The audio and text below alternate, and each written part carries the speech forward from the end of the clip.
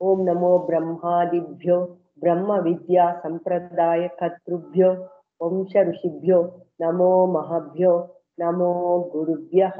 ಓಂ ಶಾಂತಿ ಶಾಂತಿ ಶಾಂತಿ. ಭಗವಂತನ ಅನುಗ್ರಹದಿಂದ ನಾವು ಈ ಬೃಹದಾರಣ್ಯಕ ಉಪನಿಷತ್ತಿನಲ್ಲಿ 18ನೇ ಮಂತ್ರ ಬಂದಿದ್ದೀವಿ. ಸ್ವಪ್ನದಲ್ಲಿ ಕಾಣುವ ಅನುಭವಗಳು ಮಿಥ್ಯೆ ಅಂತ ಮಂತ್ರದ ಅರ್ಥ. ಅವನು ಯಾವಾಗ ಹೀಗೆ ಸ್ವಪ್ನ ವೃತ್ತಿಯಿಂದ ಚರಿಸುತ್ತಾನೋ ಆಗ ಇವು ಇವನ ಲೋಕಗಳು. ಇಲ್ಲಿ ಮಹಾರಾಜನಂತೆಯೂ ಇರುತ್ತಾನೆ, ಮಹಾಬ್ರಾಹ್ಮಣನಂತೆಯೂ ಇರುತ್ತಾನೆ, ಉಚ್ಚಾವಚ ಸ್ಥಿತಿಯನ್ನು ಪಡೆಯುವಂತೆಯೂ ಇರುತ್ತಾನೆ. ಅದು ಹೇಗೆಂದರೆ, ಮಹಾರಾಜನು ಜಾನಪದರನ್ನು ಕರೆದುಕೊಂಡು ತನ್ನ ಜನಪದದಲ್ಲಿ ಯಥಾಕಾಮವಾಗಿ ಸುತ್ತಾಡುತ್ತಾನಲ್ಲವೇ, ಹಾಗೆಯೇ ಇವನು ಹೀಗೆ ಪ್ರಾಣಗಳನ್ನು ಕರೆದುಕೊಂಡು ತನ್ನ ಶರೀರದಲ್ಲಿ ಯಥಾಕಾಮನಾಗಿ ಸುತ್ತಾಡುತ್ತಿರುತ್ತಾನೆ.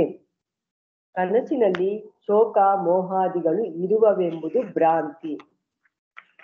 292ನೇ ಭಾಷ್ಯ ಭಾಗ. ಆಕ್ಷೇಪ: ದರ್ಶನ ರೂಪವಾದ ಸ್ವಪ್ನಾವಸ್ಥೆ. ಈ ಶ್ರುತಿಯನ್ನೇ ಆಕ್ಷೇಪದ ಮೂಲಕ ಆಚಾರ್ಯರು ತೋರ್ಸ್ಕೊಡ್ತಾ ಇದ್ದಾರೆ. ಅಂದ್ರೆ ನಾವು ಇದು ಏನಪ್ಪ ಇದು ಅಂತಂದ್ರೆ ತಿಳ್ಕೊಳ್ಬೇಕಾದಂಥದ್ದು, ನಾವು ಈ ಒಂದು ವಿಚಾರವನ್ನ ಮಾಡ್ತಿರ್ಬೇಕಾದ್ರೆ, ಸುಷುಪ್ತಾತ್ಮನ ವಿಚಾರ ಮಾಡ್ತಿರ್ಬೇಕಾದ್ರೆ ನಮಗೆ ಈ ರೀತಿಯಾದಂಥ ಆಕ್ಷೇಪ ಬರ್ಬಹುದು ಅಂತ. ಆ ಕಾರಣಕ್ಕಾಗಿ ಆಕ್ಷೇಪ ತೆಗೆದುಕೊಂಡು ಶ್ರುತಿಯ ಮೂಲಕ ಉತ್ತರ ಕೊಡ್ತಾ ಇರೋದು. ಆಕ್ಷೇಪ: ದರ್ಶನ ರೂಪದ ಸ್ವಪ್ನಾವಸ್ಥೆಯಲ್ಲಿ ಕಾರ್ಯಕರಣಗಳನ್ನು ಅಗಲಿದರೂ ಇವನಿಗೆ ಸಂಸಾರ ಧರ್ಮಿತ್ವವು ಕಂಡು ಬರುತ್ತದೆಯಲ್ಲ. ಎಚ್ಚರದಲ್ಲಿ ಹೇಗೋ ಹಾಗೆಯೇ ಇಲ್ಲಿಯೂ ಸುಖಿಯೂ ದುಃಖಿಯೂ ಆಗಿರುತ್ತಾನೆ ಅಂತ. ಇಲ್ಲಿ ದರ್ಶನ ರೂಪ ಅಂದ್ರೆ ಎಚ್ಚರದ ತರನೇ ಅಲ್ಲೂ ಕನಸಿನಲ್ಲೂ ದರ್ಶನ ನೋಡ್ತಾ ಇರ್ತಾನಲ್ವಾ, ಅವನ್ಗೆ ದೃಶ್ಯಗಳಿರುತ್ತಲ್ವಾ. ಸುಷುಪ್ತಿನ ತಗೊಂಬಾರ್ದು, ಇಲ್ಲಿ ಕನಸನ್ನ ತಗೊಬೇಕು ಅಂತ. ಅಂದ್ರೆ ಎರಡು ತರ ದರ್ಶನ ವೃತ್ತಿ ಅದರ್ಶನ ವೃತ್ತಿ ಅಂತ ಎರಡೇನೆ. ದರ್ಶನ ವೃತ್ತಿಯಲ್ಲಿ ಯಾವ್ದು ಬರುತ್ತೆ, ಅದರ್ಶನ ವೃತ್ತಿಯಲ್ಲಿ ಯಾವ್ದು ಬರುತ್ತೆ? ಎಚ್ಚರ ಕನಸು ಎರಡು ದರ್ಶನ ವೃತ್ತಿ. ಅದರ್ಶನ ವೃತ್ತಿನಲ್ಲಿ ಗಾಢ ನಿದ್ರೆ. ಆಮೇಲೆ ಇನ್ನ ಪರಮಾರ್ಥ ಚಿಂತಾಮಣಿ ಇದೆಲ್ಲ ತೋರ್ಸ್ಕೊಟ್ಟಿದ್ದಾರೆ. ಎಚ್ಚರ ಕನಸು ಒಂದು ದರ್ಶನ ವೃತ್ತಿಲ್ಲ, ಇನ್ನೊಂದು ಯಾವ್ದು? ಸನ್ನಿ ಹಿಡಿಯೋದು. ಸನ್ನಿ ಹಿಡಿದವಾಗ ಏನೇನೋ ಕಾಣಿಸ್ತಾ ಇರುತ್ತಲ್ಲ, ಅದರ್ಶನ ವೃತ್ತಿಯಲ್ಲೇ ಬರುತ್ತೆ. ಅಲ್ಲ, ದರ್ಶನ ವೃತ್ತಿ. ಸನ್ನಿ ಹಿಡಿಯೋದು ಅಂತಂದ್ರೆ ಏನೇನೋ ಕಾಣಿಸುತ್ತಲ್ಲ, ಅವ್ರಿಗೆ ಕಾಣಿಸ್ತಂಗಿರುತ್ತಲ್ಲ, ಅದು ದರ್ಶನ ವೃತ್ತಿ. ಆಮೇಲೆ ಅದರ್ಶನ ವೃತ್ತಿ ಅಂತಂದ್ರೆ ಗಾಢ ನಿದ್ರೆ, ಅನ್ಕಾನ್ಶಿಯಸ್ ಆಗಿರೋದು, ಸಮಾಧಿ ಎಲ್ಲವೂ ಕೂಡ ಅದರ್ಶನ ವೃತ್ತಿ ಅಂತ. ಸೊ ಅದಿಲ್ಲಿ ದರ್ಶನ ರೂಪವಾದ ಸ್ವಪ್ನಾವಸ್ಥೆ ಅಂತ. ಹಾಗಾಗಿ ದರ್ಶನ ರೂಪ ಅಂದಾಗ ಎಚ್ಚರ ಕನಸು ಎರಡು ಆಗ್ಬೋದು, ದರ್ಶನ ರೂಪವಾದ ಸ್ವಪ್ನಾವಸ್ಥೆ ಅಂತ. ಹೇಳಿ. ಕಾರ್ಯಕರಣಗಳು ಅಂದ್ರೆ ತನ್ನ ಶರೀರ, ಇಂದ್ರಿಯ, ಮನಸ್ಸು, ಮನೋಬುದ್ಧಿ ಎಲ್ಲಾ ಕರ್ಣಗಳನ್ನು ಬಿಟ್ಟಿರ್ತಾನ ಅವನು. ಅವನಿಗೆ ಸಂಸಾರ ಧರ್ಮಿತ್ವವು ಕಂಡು ಬರುತ್ತದೆ ಅಲ್ಲ, ಅಲ್ಲೂ ಅವನಿಗೆ ಸಂಸಾರದ ತರನೇ ಕರ್ಮಫಲ, ಸುಖ ದುಃಖ ಎಲ್ಲ ಕಾಣುತ್ತಲ್ಲ ಅಂತ ಹೇಳ್ತಾ ಇದ್ದಾರೆ. ಎಚ್ಚರದಲ್ಲಿ ಹೇಗೋ ಹಾಗೆಯೇ ಅಲ್ಲಿಯೂ ಸುಖಿಯೂ ದುಃಖಿಯೂ ಆಗಿರ್ತಾನೆ. ಅಲ್ಲಿ ಕರ್ಮದ ಫಲವಾಗಿ ಸುಖ ದುಃಖ ಎಲ್ಲ ಅನುಭವಿಸ್ತಾ ಇರ್ತಾನೆ. ನೆಂಟರನ್ನು ಆಗಲಿ ಶೋಕಿಸುತ್ತಾನೆ, ಮೋಹಗೊಳ್ಳುತ್ತಾನೆ ಅಲ್ಲವೇ. ಯಾರಾದ್ರೂ ಸತ್ತೋದೆ ಅಲ್ಲಿ ಶೋಕ ಬರುತ್ತೆ, ಮೋಹ ಆಗುತ್ತೆ, ಹೆಂಡತಿ ಮಕ್ಕಳು ಅಂತೆಲ್ಲ. ಅದೇ ತರ. ಆದ್ದರಿಂದ ಇವನಿಗೆ ಶೋಕ ಮೋಹಗಳೆಂಬ ಧರ್ಮ ಉಳ್ಳವನೇ. ಇವನು ಶೋಕ ಮೋಹಾದಿಗಳು, ಸುಖ ದುಃಖಾದಿಗಳು ಕಾರ್ಯಕರಣ ಸಂಬಂಧದಿಂದುಂಟಾದ ಭ್ರಾಂತಿಯಿಂದ ಅಧ್ಯಾರೋಪಿತವಾದವುಗಳಲ್ಲ ಅಂತ. ಅಲ್ಲಿ ಎಚ್ಚರದಲ್ಲಿ ಹೇಳಿದ್ರಲ್ಲ, ಭ್ರಾಂತಿಯಿಂದ ಅಧ್ಯಾರೋಪ ಆಗಿರುತ್ತೆ ಅಂತ. ಇನ್ನು ಅದನ್ನೆಲ್ಲ ಬಿಟ್ಟಿದ್ದಾನೆ, ಕಾರ್ಯಕರಣಗಳನ್ನೆಲ್ಲ ಬಿಟ್ಟಿದ್ರು ಅವನ್ಗೆ ಸಂಸಾರ ಧರ್ಮ ಕಾಣಿಸ್ತಾ ಇದೆ. ನೀವೇನ್ ಹೇಳಿದ್ರೆ, ಈ ಕಾರ್ಯಕರಣ ಸಂಗಾತಗಳನ್ನ ಬಿಟ್ಟಾಗ ಅವನು ನನ್ನ ಸ್ವರೂಪದಲ್ಲೇ ಇದ್ಬಿಟ್ಟಿರ್ತಾನೆ ಅಂತ. ಎಲ್ಲಿ ಇನ್ನೊಂದು ಕನಸು ಅಂತ ಕಾಣುತ್ತಲ್ಲಪ್ಪ ನಮ್ಗೆ, ಅಲ್ಲಿ ಸಂಸಾರ ಇರುತ್ತಾ ಇಲ್ವಾ, ಕಾಣಿಸುತ್ತಾ ಇಲ್ವಾ, ಅಂಟುತ್ತಾ ಇಲ್ವಾ ನಮ್ಗೆ? ಎಷ್ಟೋ ಸತಿ ಎಂತ ಕನ್ಸ್ಬಿತ್ತಪ್ಪ ಸದ್ಯ, ಅಯ್ಯೋ ಸದ್ಯ ಎಷ್ಟು ಬೆಚ್ಬಿದ್ಬಿಟ್ಟಿದೆ ಅಂತ ಹೇಳ್ತೀವಲ್ಲ, ಹಂಗಾರೆ ಸಂಸಾರಿತ್ವ ಅಂತ ಅಂಟ್ಕೊಂಡಿತ್ತೋ ಇಲ್ವಾ ಅಂತ. ಇಲ್ಲಿ ನಿಜ ಹೇಳ್ಬೇಕು ಅಂತಂದ್ರೆ ಇದಕ್ಕೆ ವಾದ ಮಾಡಂತದಲ್ವೇ ಅಲ್ಲ, ಇದು ಕನಸು ಸತ್ಯ ಅನ್ನೋ ಥರ. ಆದರೆ ಇವಾಗ ಇದು ಗೌಡಪಾದಾಚಾರ್ಯರು ಮಾಂಡವಿಕಕ್ಕೆ ಎಷ್ಟು ಕಾರಿಕೆಗಳು ಬರೆದಿರೋದು? 4.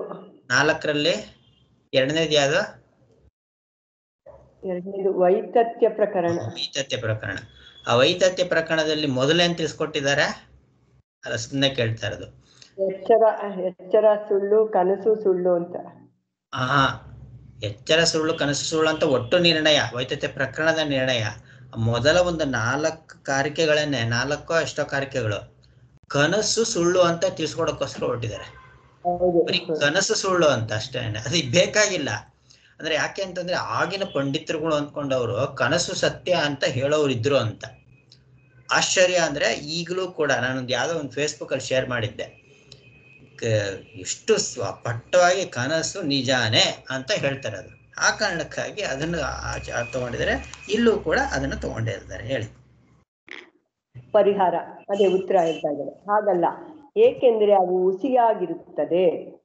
ಹೇಗೆಂದರೆ ಆ ಪ್ರಕೃತನಾದ ಆತ್ಮನು ಯಾವಾಗ ಯಾವ ಕಾಲದಲ್ಲಿ ದರ್ಶನ ರೂಪದ ಸ್ವಪ್ನದಿಂದ, ಎಂದರೆ ಸ್ವಪ್ನ ವೃತ್ತಿಯಿಂದ ಚರಿಸುತ್ತಿರುವನೋ, ಇದ್ದುಕೊಂಡಿರುವನೋ, ಆಗ ಇವು ಇವನ ಲೋಕಗಳು, ಅಂದ್ರೆ ಕರ್ಮ ಫಲಗಳು. ಅಂದ್ರೆ ಅವನು ಇವನಿದ್ದಾನಲ್ಲ, ಆತ್ಮನು ಕನಸಲ್ಲಿದ್ದಾಗ ದರ್ಶನ ಮಾಡ್ತಾ ಇರ್ತಾನಲ್ಲ, ಅದು ದರ್ಶನ ರೂಪನೇ. ಎಚ್ಚರದಲ್ಲಿ ಹೆಂಗೆ ದರ್ಶನ ನೋಡ್ತಾ ಇರ್ತಾನೋ ಹಂಗೆ ಅಲ್ಲೂನು ಸ್ವಪ್ನದಿಂದ, ಅಂದ್ರೆ ಸ್ವಪ್ನದಲ್ಲಿ ಏನೇನು ವೃತ್ತಿಗಳಾಗ್ತಾ ಇದೋ ವೃತ್ತಿಗಳೇ ಅಲ್ಲೂನು ಎಚ್ಚರದಲ್ಲಿ ಹೆಂಗೆ ವೃತ್ತಿಗಳ ಜ್ಞಾನ ಆಗ್ತಾ ಇರ್ತಿತ್ತು, ಅಲ್ಲಿ ವೃತ್ತಿಯಿಂದನೇ ಅವನು ಎಲ್ಲ ತಿಳ್ಕೊಂತಾ ಇರ್ತಾನೆ, ಚರಿಸುತ್ತಾ ಇರ್ತಾನೆ. ಅದ್ರಿಂದ ಅಲ್ಲಿ ಕರ್ಮಫಲ ಇದೆ ಅಂತ ಹೇಳ್ತಾ ಇದ್ದಾರೆ. ಇವು ಎಂದರೆ ಯಾವುವು ಅಂದ್ರೆ ತತ್ರ, ಅಲ್ಲಿ ಮಹಾರಾಜನಂತೆಯೂ ಉತ ಅಪಿ ಆಗಿರುತ್ತಾನೆ. ಇದು ಅವನಿಗೆ ಮಹಾರಾಜತ್ವದಂತಿರುವ ಲೋಕವೇ ಹೊರತು ಎಚ್ಚರದಲ್ಲಿರುವಂತೆ ಮಹಾರಾಜತ್ವವೇ ಅಲ್ಲ. ಎಚ್ಚರದಲ್ಲಿ ನಿಜವಾಗ್ಲೂ ಮಹಾರಾಜ ಆಗಿರ್ತಾನೆ, ಇಲ್ಲಿ ಮಹಾರಾಜನಂತೆ ಆ ತರ ಅಲ್ಲಿ ಇರ್ತಾನಷ್ಟೇ ಅಂತ. ಇದರಂತೆ ಮಹಾಬ್ರಾಹ್ಮಣನಂತೆಯೂ ಅಲ್ಲಿರ್ತಾನೆ ಅಂತ. ಮತ್ತೆ ಉಚ್ಚವಾದ ದೇವತ್ವಾದಿಗಳು, ನೀಚವಾದ ತಿರಿಯ ಪ್ರಾಣಿಗಳ ಜನ್ಮನೂ ಆಗಿರ್ತೈತಲ್ಲಿ ಕನಸಿನಲ್ಲಿ. ಅವನು ಯಾವ್ದಾದ್ರು ನಾಯಿ ಆಗಿರ್ಬೋದು, ಇನ್ನೊಂದಾಗಿರ್ಬೋದು, ಅಲ್ಲಿ ನಾಯಿನ ಯಾರಾದ್ರು ಹೊಡೆದ್ರೆ ಅವನು ಜೋರ ಕಿರ್ಚ್ಕೊಂಡಿರೋದು ಎಲ್ಲ ಇರ್ತೈತೆ ಕನಸಿನಲ್ಲಿ. ಉಚ್ಚ ನೀಚ ಯಾವ್ದು ಬೇಕಾದ್ರೂ ಆಗಿರ್ಬೋದು.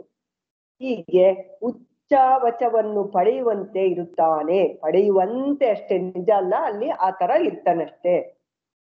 ಮಹಾರಾಜತ್ವದೇ ಮುಂತಾದ ಇವನ ಈ ಲೋಕಗಳು ಹುಸಿಯೇ, ಅದು ಸುಳ್ಳೆ, ಆ ಲೋಕಗಳೇನು ಇರೋದಿಲ್ಲ ಅವನ್ಗೆ, ಸುಳ್ಳಷ್ಟೇ ಅದನ್ನು. ಏಕೆಂದರೆ ಶ್ರುತಿಯಲ್ಲಿ ಇವ ಅಂತ ಶಬ್ದವನ್ನು ಪ್ರಯೋಗಿಸಿರುತ್ತದೆ. ಇವ ಅಂದ್ರೆ ಇಲ್ಲಿ ಅಡಿ ಟಿಪ್ಪಣಿಯಲ್ಲಿ ಎಚ್ಚರದಲ್ಲಿರುವುದು ಸತ್ಯವೆಂದು ವ್ಯವಹಾರ ದೃಷ್ಟಿಯಿಂದ ಇಟ್ಟುಕೊಂಡು ಕನಸಿನಲ್ಲಿರುವುದು ಹಾಗಲ್ಲವೆಂದು ತಿಳಿಸುವುದಕ್ಕೆ ಇವ ಶಬ್ದವನ್ನು ಪ್ರಯೋಗಿಸಿದೆ ಎಂಬ ಭಾವ.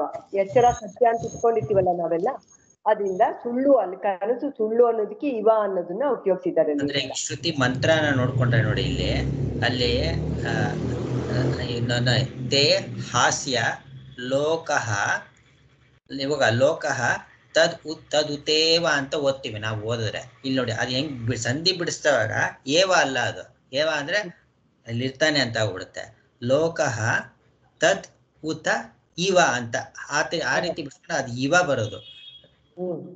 ಉತ ಏವ ಅಂತಲ್ಲ, ಉತ ಏವ ಬರಲ್ಲ, ಉತ ಇವ, ತದ್ ಉತ ಇವ ಅಂತ. ಇವ ಅಂತಂದ್ರೆ ಅಲ್ಲಿ ಹಾಗೆ ಅಂತ ಎಂಬ ಶಬ್ದವನ್ನು ಪ್ರಯೋಗಿಸಿರುತ್ತದೆ. ಮತ್ತು ಎಚ್ಚರದಲ್ಲಿ ಅವು ಇಲ್ಲವಾಗುವುದು ಕಂಡು ಬರ್ತದೆ. ಎಚ್ಚರ ಆದ ತಕ್ಷಣ ಅದು ಯಾವುದು ಇರೋದಿಲ್ಲ, ಕನಸಿನಲ್ಲಿ ಇದ್ದಿದ್ದೆಲ್ಲ ಇರೋದಿಲ್ಲ. ಆದ್ದರಿಂದ ಬಂಧುಗಳನ್ನು ಅಗಲುಕೆಯೇ ಮುಂತಾದ ಶೋಕ ಮೋಹಾದಿಗಳಿಂದ ನಿಜವಾಗಿ ಸಂಬದ್ಧನೆ ಆಗುತ್ತಾನೆ ಎಂಬುದು ಸರಿಯಲ್ಲ. ಅವನು ಆ ಶೋಕ ಮೋಹಗಳನ್ನೆಲ್ಲ ಹೊಂದುತ್ತಾನೆ ಅನ್ನೋದು ಸರೋಗಲ್ಲ. ಯಾಕೆಂದ್ರೆ ಅವನು ಎದ್ದ ತಕ್ಷಣ ಏನು ಇಲ್ದಿರ ಇರೋಂಗ ಆಗೋಗ್ಬಿಡುತ್ತಲ್ಲ, ಅಲ್ಲಿಗೆ ಅದು ಬದಲಾವಣೆ ಆಗ್ತಾ ಇದೆ ಅಂತ ಇರೋದು ಹಂಗೆ ಇಲ್ಲ, ಯಾವಾಗ್ಲೂ ಒಂದೇ ತರ ಇಲ್ಲ, ಬದಲಾವಣೆ ಆಗ್ತಾ ಇದೆ ಅದು. ಅದರಿಂದ ಅದು ಒಂದಕ್ಕೆ ಆಗೋದಿಲ್ಲ ಅಂತ. ಸರಿ ಇದ್ಯಾ? ಮುಂದಕ್ಕೆ 293ನೇ ಭಾಷೆ ಭಾಗ ಆಕ್ಷೇಪ. ಅದರದ್ದು ಹೆಡ್ಡಿಂಗು ಎಚ್ಚರದ ದೃಷ್ಟಾಂತದಿಂದ ಕನಸು ಸತ್ಯವೆಂಬ ಪೂರ್ವ ಪಕ್ಷ.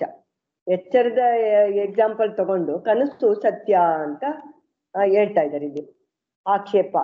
ಹೇಗೆ ಎಚ್ಚರದಲ್ಲಿ ಕಾಣುವ ಲೋಕಗಳು ಎಚ್ಚರದ ಕಾಲದಲ್ಲಿ ಮಾರ್ಪಡುವುದಿಲ್ಲವೋ ಹಾಗೆ ಸ್ವಪ್ನದಲ್ಲಿಯೂ ಇವನ ಆ ಮಹಾರಾಜತ್ವವೇ ಮುಂತಾದ ಲೋಕಗಳು ಸ್ವಪ್ನ ಕಾಲದಲ್ಲಿ ಇರುವವಾದ್ದರಿಂದ ಸ್ವಪ್ನ ಕಾಲದಲ್ಲಿ ಮಾರ್ಪಡುವುದಿಲ್ಲವಾಗಿ ಸ್ವರೂಪವೇ ಆಗಿರುವುದೇ ಹೊರತು ಅವಿದ್ಯೆಯಿಂದ ಅಧ್ಯಾರೋಪಿತವಾಗಿರುವುದಿಲ್ಲವಲ್ಲ ಅಂತ ಆಕ್ಷೇಪ ಮಾಡ್ತಾ ಇದ್ದಾರೆ.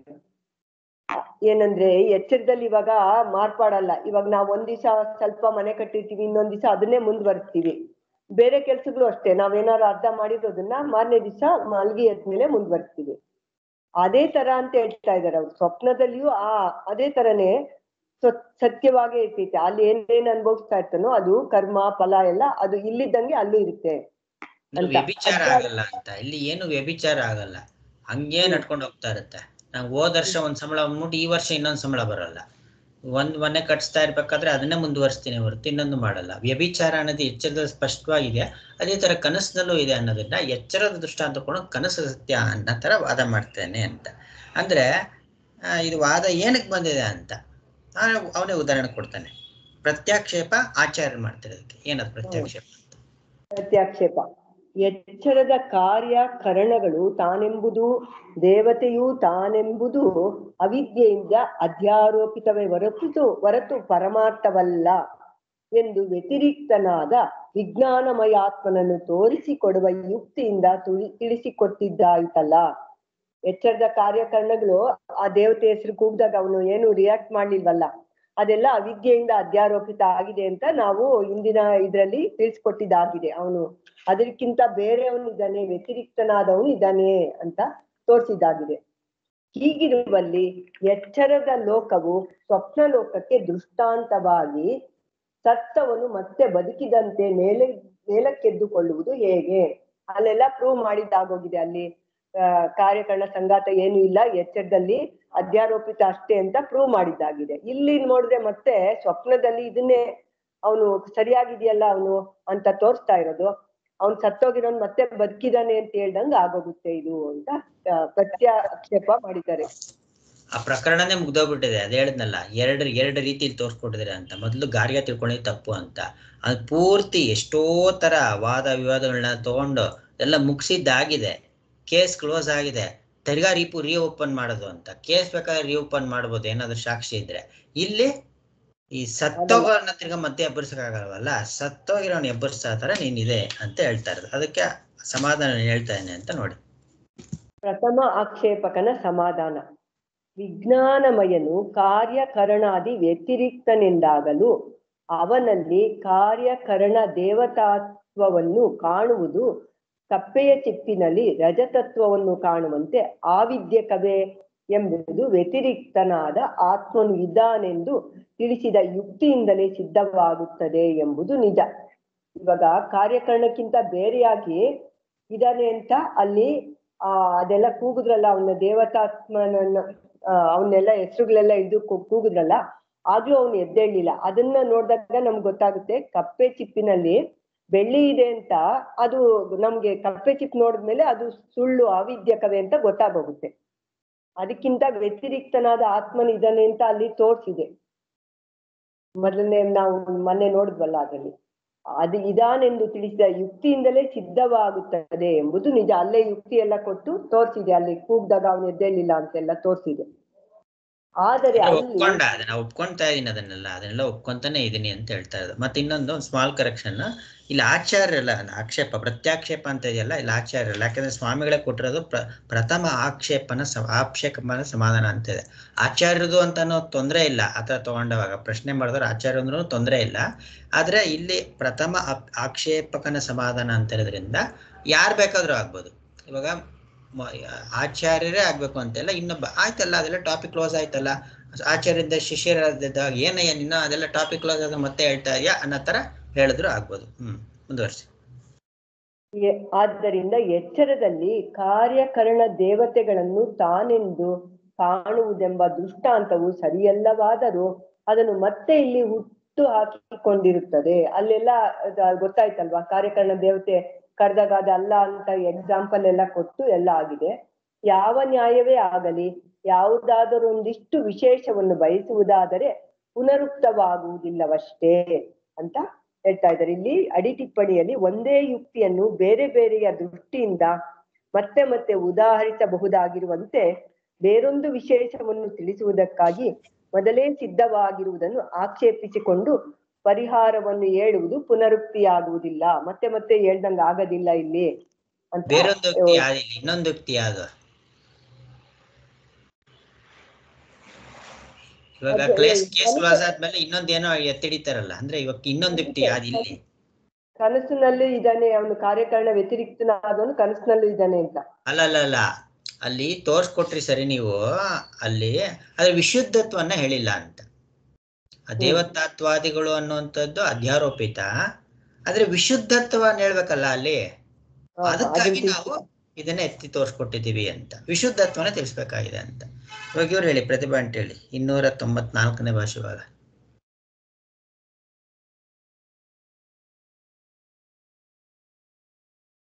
ಇಲ್ಲ, ನಾನು ಅಡ್ಗೆ ಮನೇಲಿ ಇದ್ದೀನಿ. ಹಾಗಾದ್ರೆ ಹೌದಾ, ಸರಿ.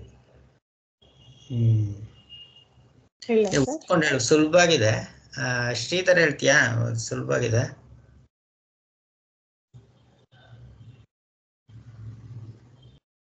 ಸರಿ, ದಿವ್ಯಾ ನೀವ್ ಹೇಳಿ. ಇಲ್ಲಪ್ಪ, ಅದನ್ನ ಇದೇ ಫಸ್ಟ್ ಟೈಮ್ ನೋಡ್ತಿರೋದು, ತುಂಬಾ ವರ್ಷಗಳಾಗಿದೆ. ಅಲ್ಲ, ಇದು ಭಾಷೆ ಜೊತೆಗೆ ಇಟ್ಕೊಂಡ್ರಲ್ವಾ? ಫೋನಲ್ಲೇ ಇಟ್ಕೊಂಡು ಓದ್ತಾ ಇದ್ದೀನಿ, ಬಟ್ ಅಲ್ಲ ಸುಲಭ ಆಗಿದೆ, ಅದಕ್ಕೆ ಹೇಳಿದ್ದು. ಓದ್ಕೊಂಡು ಹೋಗು, ಸ್ವಲ್ಪ ಪ್ರಾಕ್ಟೀಸ್ ಆಗುತ್ತೆ ಅಂತ. ಸರಿ, ದಿವ್ಯಾ ಮಾಡಿ ನೀವೇ. ಕನಸಿನ ಕರ್ಮಫಲಗಳು ಮಿಥ್ಯೆ ಎನ್ನುವುದಕ್ಕೆ ಕಾರಣ. ನ ತಾವತ್ ಸ್ವಪ್ನೆ ಅನುಭೂತ ಮಹಾರಾಜತ್ವಾದಯಃ ಲೋಕಾಃ ಆತ್ಮಭೂತಾಃ. ಅಂದ್ರೆ ಸ್ವಪ್ನದಲ್ಲೇ ಅನುಭೂತವಾಗಿರುವ, ಅನುಭವಿಸಿದ್ದ ಮಹಾರಾಜ ಅಂತ ಅನ್ಕೊಂಡು ಏನ್ ಅನುಭವಿಸಿದ್ವೋ, ಮತ್ತೆ ಇನ್ನ ಬೇರೆ ಲೋಕಗಳು ಕೂಡ ನ ಆತ್ಮಭೂತಾಹ, ಅದು ಅವನೇ ಅಲ್ಲ. ಆಕ್ಚುಲಿ ಯಾರು ಅನುಭವಿಸ್ತಾರೋ ಅವನೇ ಅಲ್ಲ, ತಾನೇ ಅಲ್ಲ. ಆತ್ಮನಃ ಅನ್ಯಸ್ಯ ಜಾಗ್ರತ್ ಪ್ರತಿಬಿಂಬಭೂತಸ್ಯ ಲೋಕಸ್ಯ ದರ್ಶನಾತ್. ಏನಕ್ಕೆ ಅಂದ್ರೆ ಅಲ್ಲಿ ತನಗಿಂತ ವ್ಯತಿರಿಕ್ತವಾಗಿರುವ ಎಚ್ಚರದ ಲೋಕದ ಪ್ರತಿಬಿಂಬವಾಗಿರುವ ಲೋಕವು ಕಾಣುತ್ತಿರುತ್ತದೆ. ಅಂದ್ರೆ ಅವನೇ ಬೇರೆ ಕಾಣ್ತಿರ್ತಾನೆ, ಅವನಿಗಿಂತ ಬೇರೆ ಆಗಿ ಲೋಕಗಳೆಲ್ಲ ಅಲ್ಲಿ ಕಾಣ್ತಾ ಇರುತ್ತೆ. ಪ್ರತಿಬಿಂಬ ಅಂತ ಯಾಕೆ ಬಳಸಿದೆ? ಎಚ್ಚರದ ಲೋಕದ ಪ್ರತಿಬಿಂಬವಾಗಿರುವ, ಇಲ್ಲಿ ಎಚ್ಚರದಲ್ಲಿ ಹೆಂಗ್ ಕಾಣುತ್ತೋ ಹಂಗೆ ಕಾಣುತ್ತೆ ಅಂತ. ಹಂಗೆ ಕಾಣುತ್ತೆ, ಮತ್ತೆ ಅದರ ವಾಸನೆಯಿಂದ ನಮ್ ಕನ್ಸು ಕಾಣುತ್ತೆ ಅನ್ನೋದಿದೆಯಲ್ಲ ಲೋಕದಲ್ಲಿ. ಪರಮಾರ್ಥವಾಗಿ ಅದಲ್ದೇ ಇದ್ರು ಕೂಡ ಲೋಕದಲ್ಲಿ ನಾವು ಹಾಗೆ ತಾನೆ ಅನ್ನೋದು. ಈಗ ನಾವು ಯಾವ್ದನ್ನ ಹೆಚ್ಚಿಗೆ ಆಲೋಚನೆ ಮಾಡ್ಕೊಂಡ್ ಬರ್ದಿರ್ತೀವೋ ಅದೇ ಬರ್ತಾ ಇರುತ್ತೆ. ಆಫೀಸ್ ವಿಷಯನೇ ಮಾಡ್ತಾ ಇದ್ರೆ ಅದೇನೇನೋ ಕಂಪ್ಯೂಟರ್ ಮಾಡೋಂಗೆ ಬರ್ತಾ ಇರುತ್ತೆ, ಅದೇ ನಮ್ಗೆ ಒಳ್ಳೆ ವಿಷಯ ಮಾಡ್ತಾ ಇದ್ರೆ ಅದೇ ಬರ್ತಾ ಇರುತ್ತೆ ಅಲ್ವಾ? ಹಾಗೆ ಅಂತ. ಹಂಗ್ ಕಾಣುತ್ತೆ. ಮಹಾರಾಜ ಏವ ತಾವತ್ ವ್ಯಸ್ತ ಸುಪ್ತಾಸು ಪ್ರಕೃತಿಷು ಪರ್ಯಂಕೆ ಶಯನಃ ಸ್ವಪ್ನಾನ್ ಪಶ್ಯನ್ ಉಪಸಂಹೃತಕರಣಃ. ಅಂದ್ರೆ ಅವನು ಮಹಾರಾಜನೇ ತನ್ನ ಪ್ರಜೆಗಳು ಬೇರೆ ಬೇರೆಯಾಗಿ ನಿದ್ರಿಸುತ್ತಿರುವಲ್ಲಿ ಮಂಚದ ಮೇಲೆ ಮಲಗಿದ್ದುಕೊಂಡು ಕರಣಗಳನ್ನು ಉಪಸಂಹಾರ ಮಾಡಿಕೊಂಡು ಪುನಃ ಉಪಗತ ಪ್ರಕೃತಿ ಮಹಾರಾಜಮಿವ ಆತ್ಮಾನಂ ಜಾಗರಿತೇ ಇವ ಪಶ್ಯತಿ ಯತ್ರಾಗತಂ ಭುಂಜಾನಮಿವ ಚ ಭೋಗಾನ್.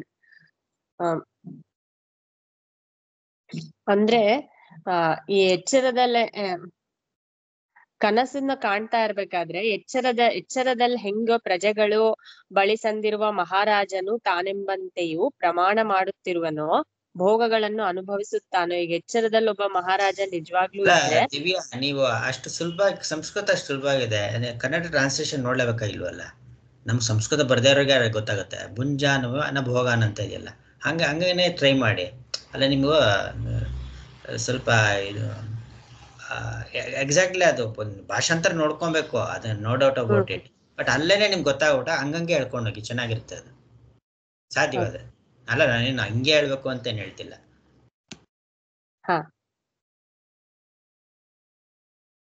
ಮಹಾರಾಜ ಏವ ತಾವತ್ ಅಂದ್ರೆ ಮಹಾರಾಜನೇ ವ್ಯಸ್ತ ಸುಪ್ತಾಸು ಪ್ರಕೃತಿಷು ಪರ್ಯಂಕೆ ಶಯಾನಃ ಪರ್ಯಂಕೆ ಅವನು ಮಂಚದ ಮೇಲೆ ಮಲ್ಕೊಂಡಿದ್ದು ಇದು ವ್ಯಸ್ತ ಸುಪ್ತಾಸು ವರ್ಡ್ ಗೊತ್ತಾಗ್ಲಿಲ್ಲ ಆಕ್ಚುಲಾಗೆ. ಮಂಚದ ಮೇಲೆ ಮಲ್ಕೊಂಡಿದ್ದಂಗಿದ್ರು ಕೂಡ ಅವನು ಕಾಣ್ತಾನೆ ಅಂತಂದ್ರೆ ಮಂಚದ ಮೇಲೆ ಮಲ್ಕೊಂಡಿದ್ರು ಅವ್ನ ಒಳಗಡೆ ಹೋಗಲ್ಲ. ಅದು ಅವ್ನ್ ಮಂಚದ ಮೇಲೆ ಮಲ್ಕೊಂಡಿದ್ದ ಅವ್ನ ಒಳಗಡೆ ಇದನ್ನೆಲ್ಲ ಹೋಗಲ್ಲ, ಸ್ವಪ್ನ ವಸ್ತುಗಳೆಲ್ಲ ಹೋಗಲ್ಲ. ಇವಾಗ ಇವರು ಗೌಡಪದಾಚಾರ್ಯ ವೈದ್ಯುತ್ಯ ಪ್ರಕರಣದಲ್ಲಿ ಅವನು ಉದಾಹರಣೆ ಕೊಡ್ತಾರೆ. ಇವಾಗ ಒಂದು ಕೊಠಡಿನಲ್ಲಿ ಅಷ್ಟು ಜಾಗ ಇಲ್ಲದೆ ಇರೋದ್ರಿಂದ ಅಂತ, ಶರೀರದಲ್ಲಿ ಅಷ್ಟು ಜಾಗ ಇರಲ್ಲ ಕಾಣೋದಕ್ಕೆ ಅಂತ. ಇವಾಗ ಒಂದು ಕೊಠಡಿನಲ್ಲಿ ಒಂದು ಆನೆ ತರ್ಸಕ್ಕಾಗಲ್ಲ, ಈ ರೂಮಲ್ಲಿ ಒಂದು ಆನೆ ತರ್ಸಕ್ಕಾಗಲ್ಲ ಅಲ್ವಾ? ಹಾಗೆ ಅಷ್ಟು ಲೋಕಗಳು ಒಳಗಡೆ ಇರಕ್ ಸಾಧ್ಯ ಇಲ್ಲ ಅಂತ, ಅಂದ್ರೆ ಪ್ರೂವ್ ಮಾಡಕ್ ನೋಡಿ, ಕನಸು ಸುಳ್ಳು ಅಂತ ಪ್ರೂವ್ ಮಾಡಕ್ ಹಂಗೆ ಹೇಳ್ತಾರೆ ಅಂತ ಆತರ ಇದು. ಸ್ವಪ್ನಾನ್ ಪಶ್ಯನ್, ಅವ್ನ್ ಮಂಚದ ಮೇಲೆ ಮಲ್ಕೊಂಡಿದ್ರು ಸ್ವಪ್ನಾನ ಕಾಣ್ತಾ ಇರ್ತಾನೆ, ಕನ್ಸ್ ಕಾಣ್ತಾ ಇರ್ತಾನೆ. ಹೆಂಗೆ ಉಪಸಂಹೃತ ಕರಣಃ, ಅವನ ಕರಣಗಳನ್ನೆಲ್ಲ ಅವನು ಉಪಸಂಹಾರ ಮಾಡ್ಕೊಂಡ್ಬಿಟ್ಟಿರ್ತಾನೆ, ಅಂದ್ರೆ ಹಿಂದೆ ಕೇಳ್ಕೊಂಡ್ಬಿಟ್ಟಿರ್ತಾನೆ ಅವನು ಕರಣಗಳನ್ನೆಲ್ಲ. ಪುನಃ ಉಪಗತ ಪ್ರಕೃತಿ ಮಹಾರಾಜಂ ಇವ, ಅವನು ಆಕ್ಚುಲ್ ಆಗಿ ಅವ್ನ ಕರಣಗಳನ್ನ ಎಳ್ಕೊಂಡಿದ್ರು, ಮತ್ತೆ ಏನಾಗುತ್ತೆ ಉಪಗತ ಪ್ರಕೃತಿ, ಮತ್ತೆ ಒಂದು ಏನೋ ಅವನಿಗೆ ಕಾಣೋ ತರ ಅವ್ನ್ ಮತ್ತೆ ಮಹಾರಾಜ ಅನ್ನೋ ತರ. ಆತ್ಮಾನಂ ಜಾಗರಿತೆ ಇವ, ಅವನು ಎದ್ದಾಗ ಹೆಂಗೆ ಇನ್ ನೋಡ್ತಾನೋ, ಆತ್ಮಾನಂ ಅಂದ್ರೆ ಅವನು ಆ ರಾಜ ಎದ್ದಾಗ ಜಾಗರಿತದಲ್ಲಿದ್ದಾಗ ಹೆಂಗೆ ಪಶ್ಯತಿ ಹೆಂಗ್ ನೋಡ್ತಾನೋ, ಯತ್ರಾಗತಂ ಭುಂಜಾನಂ ಇವ ಚ ಭೋಗಾನ್, ಹೆಂಗೆ ಅವನು ಭೋಗಗಳನ್ನ ಅನುಭವಿಸ್ತಾನೋ ಆ ತರ ಅವನಿಗೆ ಕನಸಿನಲ್ಲೂ ಅನ್ನಿಸ್ತಾ ಇರುತ್ತೆ. ಕರಣಗಳನ್ನ ಉಪಸಂಹಾರ ಮಾಡ್ಕೊಂಡಿದ್ರು ಕೂಡ, ಆಮೇಲೆ ಅವನು ಮಂಚದ ಮೇಲೆ ಮಲಗಿದ್ರು ಕೂಡ ಹಂಗೆ ಅನ್ನಿಸ್ತಾ ಇರುತ್ತೆ ಅವನಿಗೆ ಕನಸಿನಲ್ಲೇ. ಆಮೇಲೆ ನಚ ತಸ್ಯ ಮಹಾರಾಜಸ್ಯ ಪರ್ಯಂಕೆ ಶಯನಾತ್ ದ್ವಿತೀಯ ಅನ್ಯ ಪ್ರಕೃತಿ ಉಪೇತಃ ವಿಷಯೇ ಪರ್ಯಟನ್ ಅಹನಿ ಲೋಕೆ ಪ್ರಸಿದ್ಧ ಅಸ್ತಿ ಯಂ ಅಸೌ ಸುಪ್ತಃ ಪಶ್ಯತಿ. ಅಂದ್ರೆ ಆ ಮಹಾರಾಜಸ್ಯ ಪರ್ಯಂಕೆ ಶಯನಾಥ್ ಅಂದ್ರೆ ಮಹಾರಾಜ ಮಂಚದ ಮೇಲೆ ಮಲಗಿರ್ತಾನಲ್ಲ, ಅವನಿಗೆ ದ್ವಿತೀಯ ಅನ್ಯ, ಅವನಿಗೆ ಎರಡನೇ ಆಗಿ ಇನ್ನೊಬ್ಬನಾಗಿ ಪ್ರಕೃತ್ಯುಪೇತಃ ವಿಷಯೇ ಪರ್ಯಟನ್ ಅಂದ್ರೆ ಓಡಾಡ್ತಿರೋ ಒಂಥರ, ಅವನ್ ಮಂಚದ ಮೇಲೆ ಇರ್ತಾನೆ, ಬಟ್ ಅವನಿಗೆ ಇನ್ನೊಬ್ಬನಾಗಿ ಹೆಂಗೆ ಇರ್ತಾನೆ ಅಂದ್ರೆ ಬೇರೆ ಆಗಿ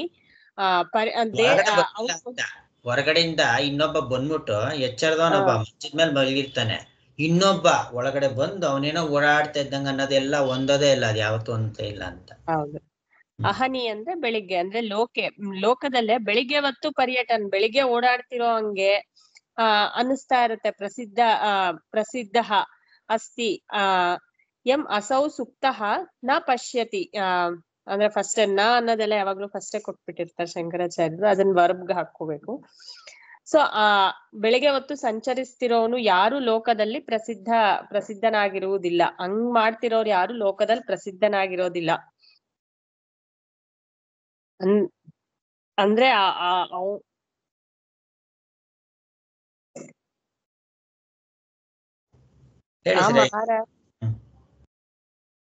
ಆ ಮಹಾರಾಜನಿಗೆ ಮಂಚದಲ್ಲಿ ಮಲಗಿರುವವನಿಗಿಂತಲೂ ಎರಡನೇವನಾಗಿ ಬೇರೊಬ್ಬನು ಪರಿವಾರ ಸಮೇತನಾಗಿ ದೇಶದಲ್ಲಿ ಹಗಲು ಹೊತ್ತು ಸಂಚರಿಸುತ್ತಿರುವವನು ಯಾರೂ ಲೋಕದಲ್ಲಿ ಪ್ರಸಿದ್ಧನಾಗಿರುವುದಿಲ್ಲ. ಅಂದ್ರೆ ಇನ್ನೊಂದು ಬರ್ಬೇಕು, ಅದು ಬೇರೆಯಾಗಿ ಅದು ಸತ್ಯ ಅನ್ನಂಗಾದ್ರೆ ಇನ್ನೊಂದು ಬರ್ಬೇಕು. ಎಚ್ಚರದಂತೆ ಅದು ಸತ್ಯ ಅನ್ನಂಗಾದ್ರೆ ಎಚ್ಚರದಂಗ ಅದು ಸತ್ಯ ಅಂತ ಅವನು ಹೇಳಿದ್ದಲ್ಲ, ಎಚ್ಚರದಂಗ ಅದು ಸತ್ಯ ಅಂತಂದ್ರೆ ಎಚ್ಚರದ ಸತ್ಯ ಅಂತಂದ್ರೆ ಏನು, ಎಚ್ಚರದ ಒಂದು ವ್ಯವಸ್ಥಿತವಾಗಿ ಇಲ್ಲಿದೆ ಅಂತಂದವಾಗ ಅಲ್ಲೂ ವ್ಯವಸ್ಥಿತವಾಗಿದೆ ಅಂತಂದವಾಗ ಅದು ಒಳಗಡೆ ಇನ್ನೊಬ್ಬ ಬಂದು ಇಟ್ಕೊಂಡಿರ್ಬೇಕಾಯ್ತು ವ್ಯವಸ್ಥಿತವಾಗಿ ಅಲ್ಲೇ ಇರಂಗೆ. ಅದು ಅನ್ನೋಂಥದ್ದು ಕಾಣು ಬರೋದೇ ಇಲ್ಲ, ದೇಹದಲ್ಲಿರುವವನಿಗೆ ಅಲ್ಲವೇ ಸ್ವಪ್ನವು ಕಾಣು ಬರ್ಬೋದು ಅಂತ ಹೇಳ್ತಾ ಇದ್ದಾರೆ. ಇನ್ನು 295ನೇ ಭಾಷೆ, ಸ್ವಪ್ನ ಪದಾರ್ಥಗಳು ದೇಹಕ್ಕೆ ಹೊರಗೆ ಇರುವುದಿಲ್ಲ ಅಂತ ಹೇಳ್ಕೊಂಡು ಕೊಡಿ, ಮುಗಿದು ಬಿಡ್ಲಿ. ನಾನು ಪರ್ಯಂಕೆ ಶಯಾನಃ ಪತಿ ಪ್ರವೃತ್ತಂ ಆತ್ಮಾನಂ ಪಶ್ಯತಿ, ಮಂಚದ ಮೇಲೆ ಮಲಗಿರುವನು ಪಥಿ ಅಂದ್ರೆ ರೋಡ್ ಅಲ್ಲ, ಬೀದಿಯಲ್ಲೇ ತಾನು ಹೋಗುತ್ತಿರುವಂಗೆ ಹೋಗುತ್ತಿರುವಂಗೆ ಪ್ರವೃತ್ತಂ, ಅವನು ಹೋಗ್ತಾ ಇರೋಂಗೆ ಕನಸಿನಲ್ಲಿ ಕಾಣುತ್ತಾನಲ್ಲ ಅಂತ ಕ್ವಶನ್. ಅಂದ್ರೆ ಸ್ವಪ್ನ ಪದಾರ್ಥಗಳು ದೇಹಕ್ಕೆ ಹೊರಗೆ ಇರುವುದಿಲ್ಲ ಅಂತ. ಅಂದ್ರೆ ಕ್ವಶನ್ ಏನಂದ್ರೆ ಅವ್ನ ಕನ್ಸ್ನಲ್ಲೇ ಅವ್ನ್ ಹೋಗ್ತಿದ್ದಂಗೆನೆ ನೋಡ್ತಾನಲ್ವಾ, ಅವ್ನ್ ಸಪರೇಟ್ ಆಗೇ ಕಾಣ್ತಾನಲ್ವಾ ಅಂತ ಕೇಳ್ತಾ ಇದ್ದಾರೆ. ನ ಬಹಿಃ ಸ್ವಪ್ನಾನ್ ಪಶ್ಯತಿ ಇತಿ ಏತದಾಹ, ಹೊರಗೆ ಕನಸನ್ನು ಕಾಣುವುದಿಲ್ಲ ಎಂಬುದನ್ನು ಶ್ರುತಿ ಹೇಳುತ್ತಿದೆ. ಸಹ ಮಹಾರಾಜಃ ಜಾನಪದಾನ್ ಜಾನಪದೇ ಭವಾನ್ ರಾಜೋಪಕರಣ ಭೂತಾನ್ ಭೃತ್ಯಾನ್ ಅನ್ಯಾಂಶ್ಚ ಗೃಹೀತ್ವಾ, ಅಂದ್ರೆ ಆ ಮಹಾರಾಜ ಜಾನಪದನ್ ಅಂದ್ರೆ ಅಲ್ಲಿ ಊರಿನ ಜನರ್ನ ಮತ್ತೆ ಜನಪದೇ ಭವಾನ್ ಜನದಲ್ಲೇ ಅವನು ಕೂಡ ದೇಶದಲ್ಲಿದ್ದು ರಾಜನಿಗೆ ರಾಜೋಪಕರಣ ಭೂತಾನ್ ಭೃತ್ಯಾನ್, ಅವನಿಗೆ ಉಪಕರಣವಾಗಿರುವ ಭೃತ್ಯಾನ್ ಅಂದ್ರೆ ಸೇವಕರು ಮತ್ತೆ ಮಿಕ್ಕವ್ರನ್ನೆಲ್ಲ ಗೃಹೀತ್ವ ಅವನ್ ಕರೆದುಕೊಂಡು ಉಪಾದಾಯೇ ಸ್ವೇ ಆತ್ಮೀಯ ಏವ,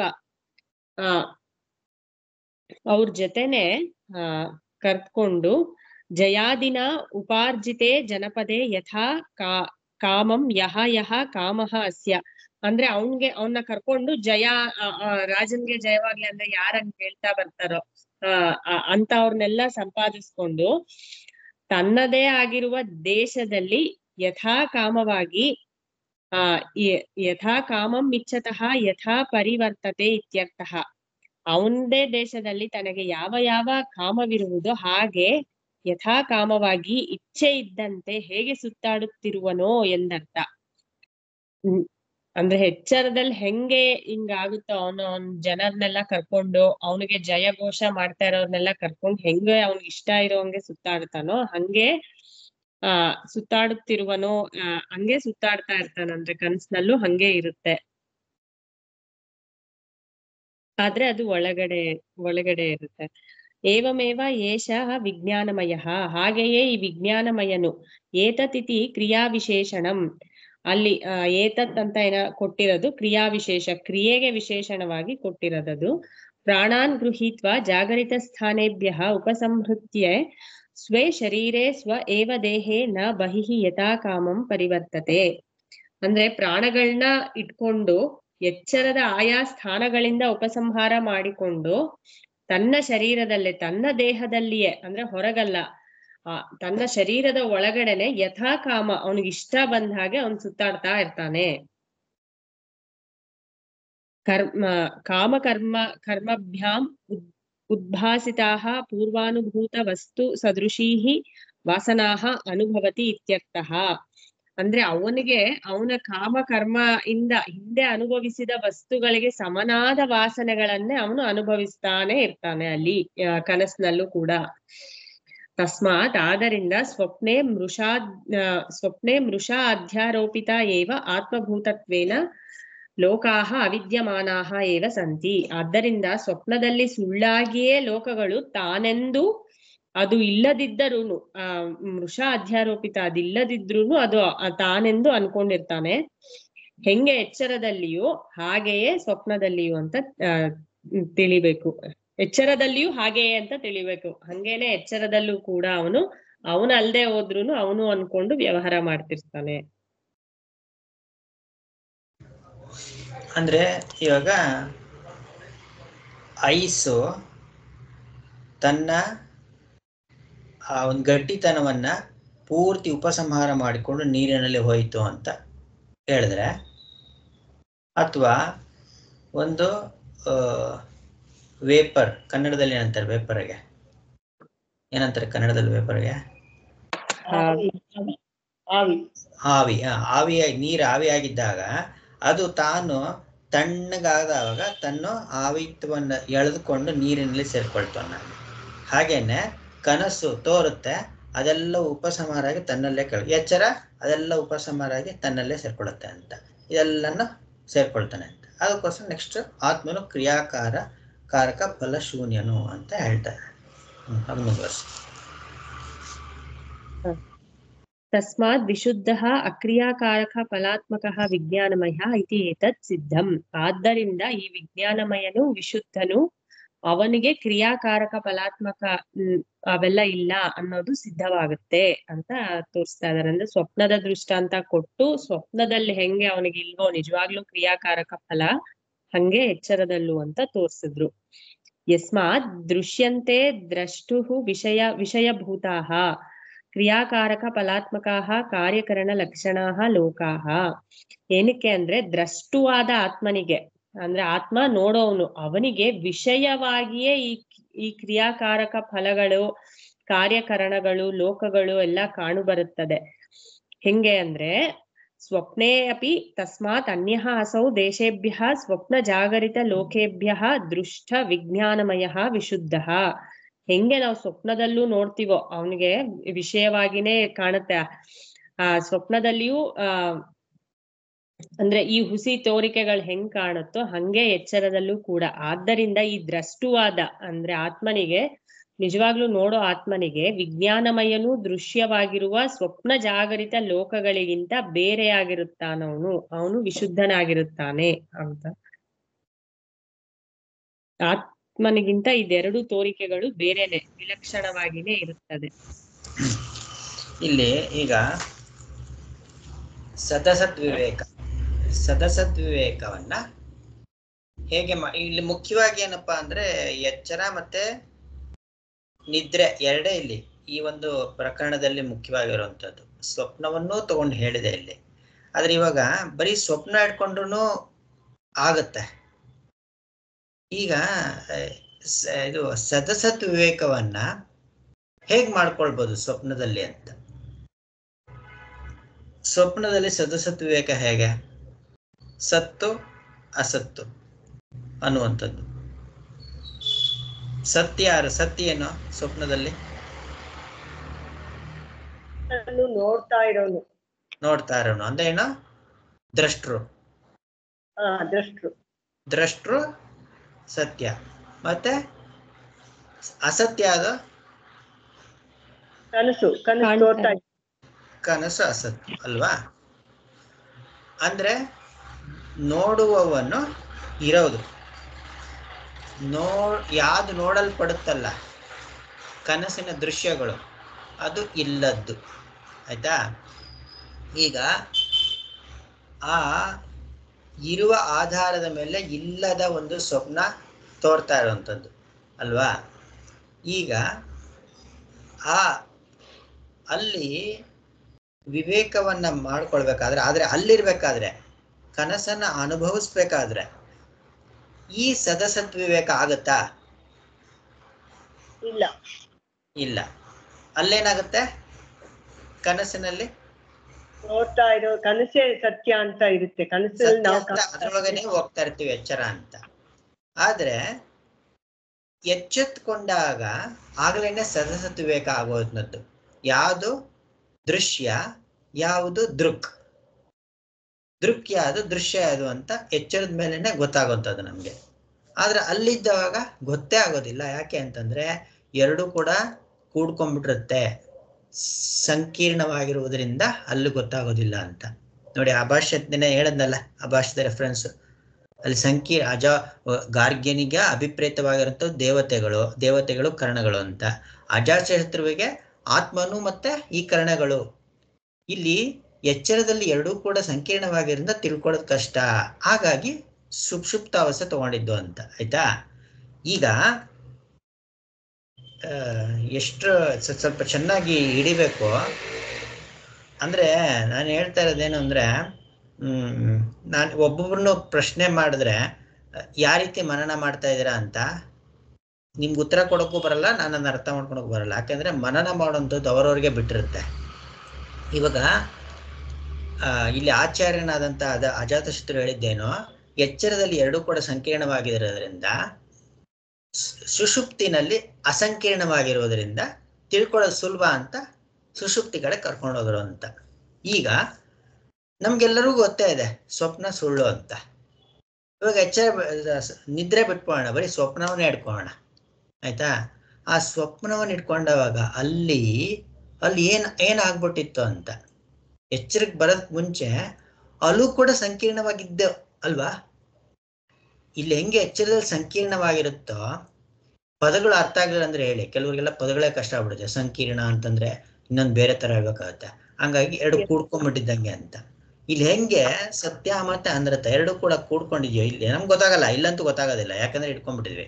ಕನಸಿನಲ್ಲಂತೂ ಎಲ್ಲರೂ ನಿರ್ಧಾರ ಮಾಡ್ಕೊಳ್ಬೋದು. ತೋರುವಂತ ದೃಶ್ಯ ಅನ್ನೋದಿದೆ, ಕನಸು ಕಾಣುವಂತ ನಾನು ಅನ್ನೋದು ಇದೇ ಇರ್ತೀನಿ ಅಂತ. ಆದ್ರೆ ಅಲ್ಲಿರ್ಬೇಕಾದ್ರೆ ಈ ವಿವೇಕ ಇಲ್ಲದೆ ಇದ್ರೆ ಇಲ್ಲ ಅಂದ್ರೆ ಏನು, ಅಲ್ಲಿ ಆ ದೃಶ್ಯಗಳೆಲ್ಲ ಸತ್ಯ ಅಂತ ಅನ್ಕೊಂಡೆ ನೋಡ್ತಾ ಇರ್ತೇವೆ ಅಲ್ವಾ? ಆದ್ರೆ ಎಚ್ಚರಿಕೆ ಬಂದಾಗ ಗೊತ್ತಾಗುವಂಥದ್ದು ದೃಶ್ಯವು ಯಾವಾಗ್ಲೂ ದೃಶ್ಯವೇ. ದೃಶ್ಯ ಅಂತಂದ್ರೆ ಏನು, ಅದು ಅಲ್ಲಿ ಇಲ್ಲದೆ ಇರುವಂಥದ್ದು ಅಂತ, ಇರುವಂಥದ್ದು ತಾನ್ ಮಾತ್ರ ಇರುವಂಥದ್ದು ಅಂತ ಗೊತ್ತಾಗತ್ತೆ ಅಲ್ವಾ? ಆ ತಾನೇ, ಆ ದೃಷ್ಟರೂಪವಾದಂಥ ತಾನೇ ಇನ್ನೊಬ್ಬ ದೃಷ್ಟರು ಇಲ್ಲಿದಾನ. ಯಾರು ಕನಸಿನಲ್ಲಿದ್ದಂಥ ದೃಷ್ಟರುವೋ ಆ ದೃಷ್ಟುವಿಗಿಂತ ಬೇರೆ ಆದಂತ ದೃಷ್ಟರು ಇಲ್ಲಿದಾನ ಅಂತ ಇಲ್ಲ. ಆ ದೃಷ್ಟರುವೇ ಇಲ್ಲೂ ಕೂಡ ಎಚ್ಚರದಲ್ಲಿ ಬಂದಿದ್ದು ಅಲ್ವಾ? ಆ ದೃಷ್ಟರುವೇ ಎಚ್ಚರದಲ್ಲಿ ಬಂದಾಗ ಇದೆಲ್ಲ ದೃಶ್ಯ ರೂಪ ತೋರ್ತಾ ಇದೆ ಅನ್ನೋದನ್ನ ಮನನ ಮಾಡುವಂಥದ್ದು. ಇದು ದೃಶ್ಯ ರೂಪವೇ ಅಲ್ವಾ ಅಂತ. ಇವಾಗ ನಮ್ಗೆ ಯಾಕೆ ಆಗ್ತಿಲ್ಲ ಅದು ಅಂತ ನೋಡಿ. ವಿಷಯ ಸುಲಭ ಇದೆ, ವಿಷಯ ಸುಲಭನೇ ಇದೆ, ಒಂದು ಎಕ್ಸ್ಪೆರಿಮೆಂಟ್ ಮಾಡಿ ತೋರಿಸಿನೂ ಆಗಿದೆ ಇದನ್ನ. ಆದ್ರೂ ಕೂಡ ಒಪ್ಕೊಳಕ್ಕೆ ಅಂತಂದ್ರೆ ಏನು, ಒಪ್ಕೊಳ್ತಾ ಇದೀವಿ ನಾವು ಕೂಡ. ಆದ್ರೆ ಒಪ್ಕೊಳ್ಳೋದು ಅಂತಂದ್ರೆ ಏನು, ನಿಲ್ಲಕ್ ಬರ್ತಾ ಇಲ್ಲಲ್ಲ ನಮ್ಗಿದು. ಅನುಭವದಲ್ಲಿ ನಿಲ್ಲಕ್ ಬರ್ತಾ ಇಲ್ಲ. ಯಾವ ಕಾರಣಕ್ಕೆ ನಿಲ್ಲಕ್ ಬರ್ತಾ ಇಲ್ಲ? ಚಿತ್ತಶುದ್ಧಿ ಇಲ್ಲ, ಅಷ್ಟೊಂದು ಚಿತ್ತಶುದ್ಧಿ ಇಲ್ಲ ಅಂತ. ಇವಾಗ ಯಾರಿಗೆ ಇಂದ್ರನಿಗೆ ಆಗಿದೆ, ಅವನ್ ಇಂದ್ರ ಪದವಿ ತಗೊಳ್ಬೇಕಾದ್ರೆ ಎಷ್ಟೋ ಕಷ್ಟಪಟ್ಟಿರ್ತಾನೆ, ಆ ಒಂದು ಉಪಾಸನೆ ಮಾಡಿ ಪಡುವಂಥದ್ದು. ಅಂತ ಚಿತ್ತಶುದ್ಧಿ ಇರೋವನ್ಗೇನೆ ಆಗ್ಲಿಲ್ಲ ಅಂದ್ರೆ ನಮ್ಮಂತವ್ರಿಗೇನ್ ಬಿಡಿ ಅಂತ ಸಮಾಧಾನ ಮಾಡ್ಕೊಳ್ಬೋದು. ಅಂದ್ರೆ ಅಲ್ಲಿ ಪ್ರಜಾಪತಿ ಹೇಳ್ಬೇಕಾದ್ರೆ ಅಲ್ಲೆಲ್ಲವೂ ಕೂಡ ಅಡೆತಡೆಗಳು ಅಂತಂದ್ರೆ ಅಡ್ಡಿಗಳಿರುತ್ತೆ. ಅಂದ್ರೆ ಎಲ್ಲೋ ಅಂದ್ರೆ ತುಂಬಾ ಎಷ್ಟೇ ನಾವು ಸಾಧನೆ ಮಾಡ್ಕೊಂಡಿದ್ರು ಕೂಡ ಎಲ್ಲೋ ಕೊರತೆ ಕಾಣಿಸ್ತಾ ಇರುತ್ತೆ ಅಲ್ಲಿ. ಆ ಕಾರಣಕ್ಕೆ ಕೊರತೆ ನಿವಾರಣೆ ಮಾಡ್ಕೊಳ್ಳೋಂತ ಅವಶ್ಯಕತೆ ಅಂತ ಅವಾಗ ಗೊತ್ತಾಗತ್ತೆ ಇದ್ ಮಾಡ್ಕೊಳೋದ್ರಿಂದ. ಮತ್ತೆ ಈ ದೃಶ್ಯವಾಗಿರೋದ್ರಿಂದ ನಾನು ಯಾಕೆ ಇದು ಏನಾದ್ರೂ ಇದು ಬದಲಾವಣೆ ಆಗಿದ್ರೆ ನನ್ನಲ್ಲಿ ಯಾಕೆ ಬದಲಾವಣೆ ಮಾಡ್ಕೊಬೇಕು ನಾವು ಅನ್ನೋದು ಬರ್ಬೇಕು ನಮ್ಗದು. ಅದ್ ಯಾತ ದುಃಖೇಶು ದ್ವಿಗ್ನಮನಃ ಸುಖೇಶು ವಿಗತ ಸ್ಪೃಹ ಅಂತ ಏನಿದೆಯಲ್ಲ, ಆ ರೀತಿಯಾಗಿ ನಮ್ಗೆ ಸಾಧನೆ ಆಗ್ಬೇಕು. ನಮ್ಗದು ದೃಶ್ಯ ರೂಪಕ್ಕೆ ತೋರ್ತಾ ಇರೋದ್ರಿಂದ ಇದರಲ್ಲಿ ನಾನು ಹೆಚ್ಚಿನ ತಾತಾತ್ಮ್ಯ ಮಾಡ್ಕೊಂಡ್ರೆ ಪ್ರಯೋಜನ ಇಲ್ಲ. ಹಾಗಾಗಿ ಇದನ್ನ ಆದಷ್ಟು ಬಿಡ್ತಾ ಬರ್ಬೇಕು ಅಂತ ಆ ರೀತಿ ನೋಡ್ಕೊಳ್ತಾ ಬರ್ಬೇಕು. ಆಯ್ತಾ? ಇನ್ನು ಮುಂದಕ್ಕೆ ಹೋಗಿ 19ನೇ ಮಂತ್ರ ಹೇಳಿ. ಸುಷುಪ್ತಿಯಲ್ಲಿ ಆತ್ಮನು ಅದ್ವಿತೀಯ ಆನಂದ ರೂಪನು. ಮಂತ್ರ. ಇನ್ನು ಯಾವಾಗ ಸುಷುಪ್ತನಾಗುತ್ತಾನೋ, ಯಾವಾಗ ಏನೊಂದನ್ನೂ ಅರಿಯದೇ ಇರುತ್ತಾನೋ, ಆಗ ಹಿತಗಳೆಂಬ 72,000 ನಾಡಿಗಳು ಹೃದಯದಿಂದ ಪುರೀತತ್ತಿನಲ್ಲಿ ಸುತ್ತಲೂ ಹೊರಟಿರುವವಲ್ಲ, ಅವುಗಳಿಂದ ಹೋಗಿ ಪುರೀತತ್ತಿನಲ್ಲಿ ಮಲಗಿರುತ್ತಾನೆ. ಹೇಗೆ ಕುಮಾರನಾಗಲಿ ಮಹಾರಾಜನಾಗಲಿ ಮಹಾಬ್ರಾಹ್ಮಣನಾಗಲಿ ಆನಂದದ ಅತಿಗ್ನಿಯನ್ನು ಹೊಂದಿ ಮಲಗಿಕೊಂಡಿರುವನೋ, ಹಾಗೆಯೇ ಇವನು ಹೀಗೆ ಮಲಗಿರುತ್ತಾನೆ. ಅವನು ಅದ್ವಿತೀಯ ಆನಂದದಲ್ಲೇ ಮಲ್ಕೊಂಡಿರ್ತಾನೆ ಅಂತ ಮಂತ್ರದ ಅರ್ಥ. ಇಲ್ಲಿ ಮುಂದಿನ ಭಾಷೆ ಭಾಗ 297. ದರ್ಶನ ವೃತ್ತಿಯಿಂದ ಸ್ವಪ್ನದಲ್ಲಿ ವಾಸನಾ ರಾಶಿಯು ದೃಶ್ಯವಾಗಿರುವುದರಿಂದ ಅದು ಅವನ ಧರ್ಮವಲ್ಲವಾದ್ದರಿಂದ ಆತ್ಮನು ವಿಶುದ್ಧನೆಂದು ನಿಶ್ಚಯವಾಯಿತು. ದರ್ಶನ ವೃತ್ತಿ ಅಂದ್ರೆ ಇಲ್ಲಿ ಎಚ್ಚರ ಕನಸು ಎರಡನ್ನೂ ತಗೊಬೇಕು. ಎರಡರಲ್ಲೂ ಅದು ದೃಶ್ಯವಾಗಿಯೇ ಇದೆ ಅವನಿಗೆ, ಆದ್ರಿಂದ ಅದು ಅವನ ಧರ್ಮ ಅಲ್ಲ. ಅವನು ಯಾವಾಗ್ಲೂ ದೃಕ್ ಸ್ವರೂಪನು, ದೃಶ್ಯ ಆಗೋದಿಲ್ಲ ಅವನು ಅಂತ. ಆತ್ಮನು ವಿಶುದ್ಧನೆಂದು ನಿಶ್ಚಯವಾಯಿತು. ಅವನಲ್ಲಿ ಯಾವುದೇ ಇಲ್ಲ, ಇದು ಇಲ್ಲಿ ತೋರ್ತಾ ಇದೆಯಲ್ಲ ದೃಶ್ಯಗಳು ಏನು ಇಲ್ಲ ಅಂತ ಗೊತ್ತಾಯ್ತು. ಅಲ್ಲಿ ಯಥಾಕಾಮನಾಗಿ ಸುತ್ತಾಡುತ್ತಿರುತ್ತಾನೆ ಎಂದು ಹಿಂದಿನ ಖಂಡಿಕೆಯಲ್ಲಿ ಕಾಮವಶದಿಂದ ಸುತ್ತಾಡುವಿಕೆಯನ್ನು ಹೇಳಿರುತ್ತದೆ. ಅಲ್ಲಿ ಕನಸಲ್ಲಿ ಓಡಾಡ್ತಾ ಇದ್ದ ಅವನು ಯಥಾಕಾಮನಾಗಿ ಅಂತ ಆಯ್ತು. ಆದ್ದರಿಂದ ಈ ದ್ರಷ್ಟೃವಿಗೆ ದೃಶ್ಯ ಸಂಬಂಧವು ಸ್ವಾಭಾವಿಕವಾದದ್ದಾದ್ದರಿಂದ ಇವನು ಅಶುದ್ಧನು ಎಂದು ಶಂಕಿಸಬಹುದು. ಅಲ್ಲೂ ಕನಸಲ್ಲೂ ಅದೇ ತರ ಇದ್ನಲ್ಲ, ಅವನ್ಗೆ ದೃಶ್ಯದ ಸಂಬಂಧ ಇತ್ತಲ್ಲ ಅವನ್ಗೆ, ಅದು ಸ್ವಾಭಾವಿಕವಾದದಿಂದ ಇವನು ಅಶುದ್ಧನು ಎಂದು ಶಂಕಿಸಬಹುದು, ಅನುಮಾನ ಪಡ್ಬಹುದು. ಆದ್ದರಿಂದ ಅದರ ಅಶುದ್ಧಿ ಇಲ್ಲವೆಂಬುದನ್ನು ತಿಳಿಸುವುದಕ್ಕೆ ಶ್ರುತಿ ಹೀಗೆನ್ನುತ್ತಿದೆ. ಹೆಂಗೆ ಅಂದ್ರೆ, ದ್ರಷ್ಟೃವಾದ ಆತ್ಮನಿಗೆ ದೃಶ್ಯದ ಸಂಬಂಧವಿಲ್ಲವೆಂಬುದು ದೃಶ್ಯ ಮಿಥ್ಯಾತ್ವದಿಂದ ಸಿದ್ಧವಾದರೂ ಇವೆರಡಕ್ಕೂ ಸಾಹಚರ್ಯವು ನಿತ್ಯವೆಂದು ಶಂಕಿಸಬಹುದೆಂದು ಮುಂದಿನ ಖಂಡಿಕೆಯು ಆರಂಭವಾಗಿದೆ ಎಂದು ಅಭಿಪ್ರಾಯ. ಕನಸನ್ನ ತಗೊಂಡಿದ್ರಲ್ಲ, ಅದರಿಂದ ಎರಡು ದರ್ಶನ ವೃತ್ತಿ, ಎಚ್ಚರ ಕನಸು ಎರಡು ವಾಸನೆಯಿಂದನೇ ಆಗಿರೋದು, ದೃಶ್ಯವಾಗೇ ಇರೋದು. ಆತ್ಮನು ದೃಶ್ಯ ಅಲ್ಲ, ಅವನು ದ್ರಷ್ಟೃವಾಗಿದ್ದಾನೆ, ದೃಶ್ಯದ ಸಂಬಂಧ ಇಲ್ಲ ಅಂತ ಹೇಳೋದಕ್ಕೋಸ್ಕರ ಈ ಖಂಡಿಕೆ ಬಂದಿದೆ ಅಂತ ಸಂಬಂಧ ಹೇಳ್ತಾ ಇದ್ದಾರೆ. ಸುಷುಪ್ತನಾಗುವುದು ಯಾವಾಗ? ಅವನು ಸುಷುಪ್ತಿಗೆ ಹೋಗ್ತಾನಲ್ಲ, ಅದು ಯಾವಾಗ ಅಂತ ಪ್ರಶ್ನೆ. ಅತ ಯದಾ ಸುಷುಪ್ತೋ ಭವತಿ ಎಂಬ ಖಂಡಿಕೆ ಸಂಬಂಧವೇನೆಂದರೆ, ಯಾವಾಗ ಸ್ವಪ್ನ ವೃತ್ತಿಯಿಂದ ಚರಿಸುತ್ತಿರುವನೋ ಆಗಲೂ ಇವನು ವಿಶುದ್ಧನೇ. ಕನಸಿನಲ್ಲಿದ್ದಾಗೂ ಇವನು ಆತ್ಮಸ್ವರೂಪ, ಅವನು ವಿಶುದ್ಧನಾಗೇ ಇರ್ತಾನೆ, ಸ್ವರೂಪದಲ್ಲೇ ಇರ್ತಾನೆ, ಅವನು ತೋರ್ತಾ ಇರ್ತಿತ್ತು ಅಷ್ಟೇ ದೃಶ್ಯವಾಗಿ. ಇನ್ನು ಯಾವಾಗ ದರ್ಶನ ವೃತ್ತಿಯಿಂದ ಸ್ವಪ್ನವನ್ನು ಬಿಟ್ಟು ಯಾವಾಗ ಯಾವ ಕಾಲದಲ್ಲಿ ಸುಷುಪ್ತನಾಗುವನೋ, ಚೆನ್ನಾಗಿ ಸುಪ್ತನಾಗುವನೋ, ಸಂಪ್ರಸಾದವೆಂಬ ಸ್ವಾಭಾವ್ಯವನ್ನು ಪಡೆದುಕೊಳ್ಳುವನೋ. ಅಂದ್ರೆ ಅವನು ಸಂಪ್ರಸಾದ ಅಂದ್ರೆ ಸ್ವಾಭಾವಿಕ ಇದನ್ನ ಪಡ್ಕೊಂತಾನೆ, ಶಕ್ತಿನ ಪಡ್ಕೊಂತಾನೆ ಸುಷುಪ್ತಿಗೆ ಹೋದಾಗ ಅಂತ. ಕನಸನ್ನು ಕಾಣದೆ ನಿದ್ರಿಸುತ್ತಾನೆ ಎಂದು ಅರ್ಥ. ಅಂದ್ರೆ ಚೆನ್ನಾಗಿ ಸುಪ್ತನಾಗುವನು ಅಂದ್ರೆ ಕನ್ಸಿಲ್ದಿರ ಇರುವಂತ ಗಾಢ ನಿದ್ರೆಗೆ ಹೋಗ್ತಾನೆ ಅಂತ ಅವನು. ಮತ್ತೊಂದರ ಸಂಪ್ರಸಾದವೆಂಬ ಸ್ವಾಭಾವ್ಯವನ್ನು ಪಡೆದುಕೊಳ್ಳುವನು ಅಂದ್ರೆ, ಸಂಪ್ರಸಾದವೆಂಬುದು ವೇದದಲ್ಲಿ ಸುಷುಪ್ತಿಗೆ ಇನ್ನೊಂದು ಹೆಸರು. ಸುಷುಪ್ತ ಎಂಬಲ್ಲಿರುವ ಸು ಎಂಬ ಮಾತು ಸಂಪ್ರಸಾದಾವಸ್ಥೆಯನ್ನು ಪಡೆದಿರುವನೆಂದು ತಿಳಿಸುತ್ತದೆ ಎಂದು ಭಾವ. ಅವನು ಗಾಢ ನಿದ್ರೆಗೆ ಹೋಗಿದ್ದಾನೆ ಅಂತ, ಪಡೆದುಕೊಂಡಿದ್ದಾನೆ ಅಂತ. ನೀರಿನಂತೆ ಮತ್ತೊಂದರ ಸಂಬಂಧವನ್ನು ಬಿಟ್ಟು ಸ್ವಾಭಾವ್ಯವನ್ನು ಹೊಂದಿ ತಿಳಿಯಾಗುವನೋ ಎಂದು ಅರ್ಥ.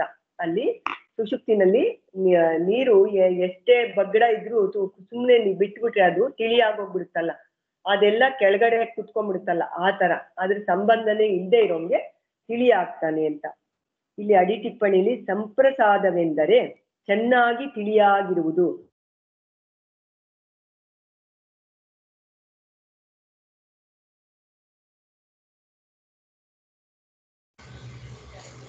ಕೇಳಿಸ್ತಾ ಇಲ್ಲ, ಬಿಟ್ಬಿಟ್ರೆ ಅದು ತಿಳಿಯಾಗೋಗುತ್ತಲ್ಲ ಆ ತರ ಅಂತ. ಯಾವಾಗ ಸುಷುಪ್ತನಾಗುತ್ತಾನೆ ಎಂದರೆ, ಯಾವಾಗ ಯಾವ ಕಾಲದಲ್ಲಿ ನ ಕಸ್ಯಚನ ಎಂದರೆ ಏನೊಂದನ್ನೂ ಇಲ್ಲ ಎಂದು ಅರ್ಥ.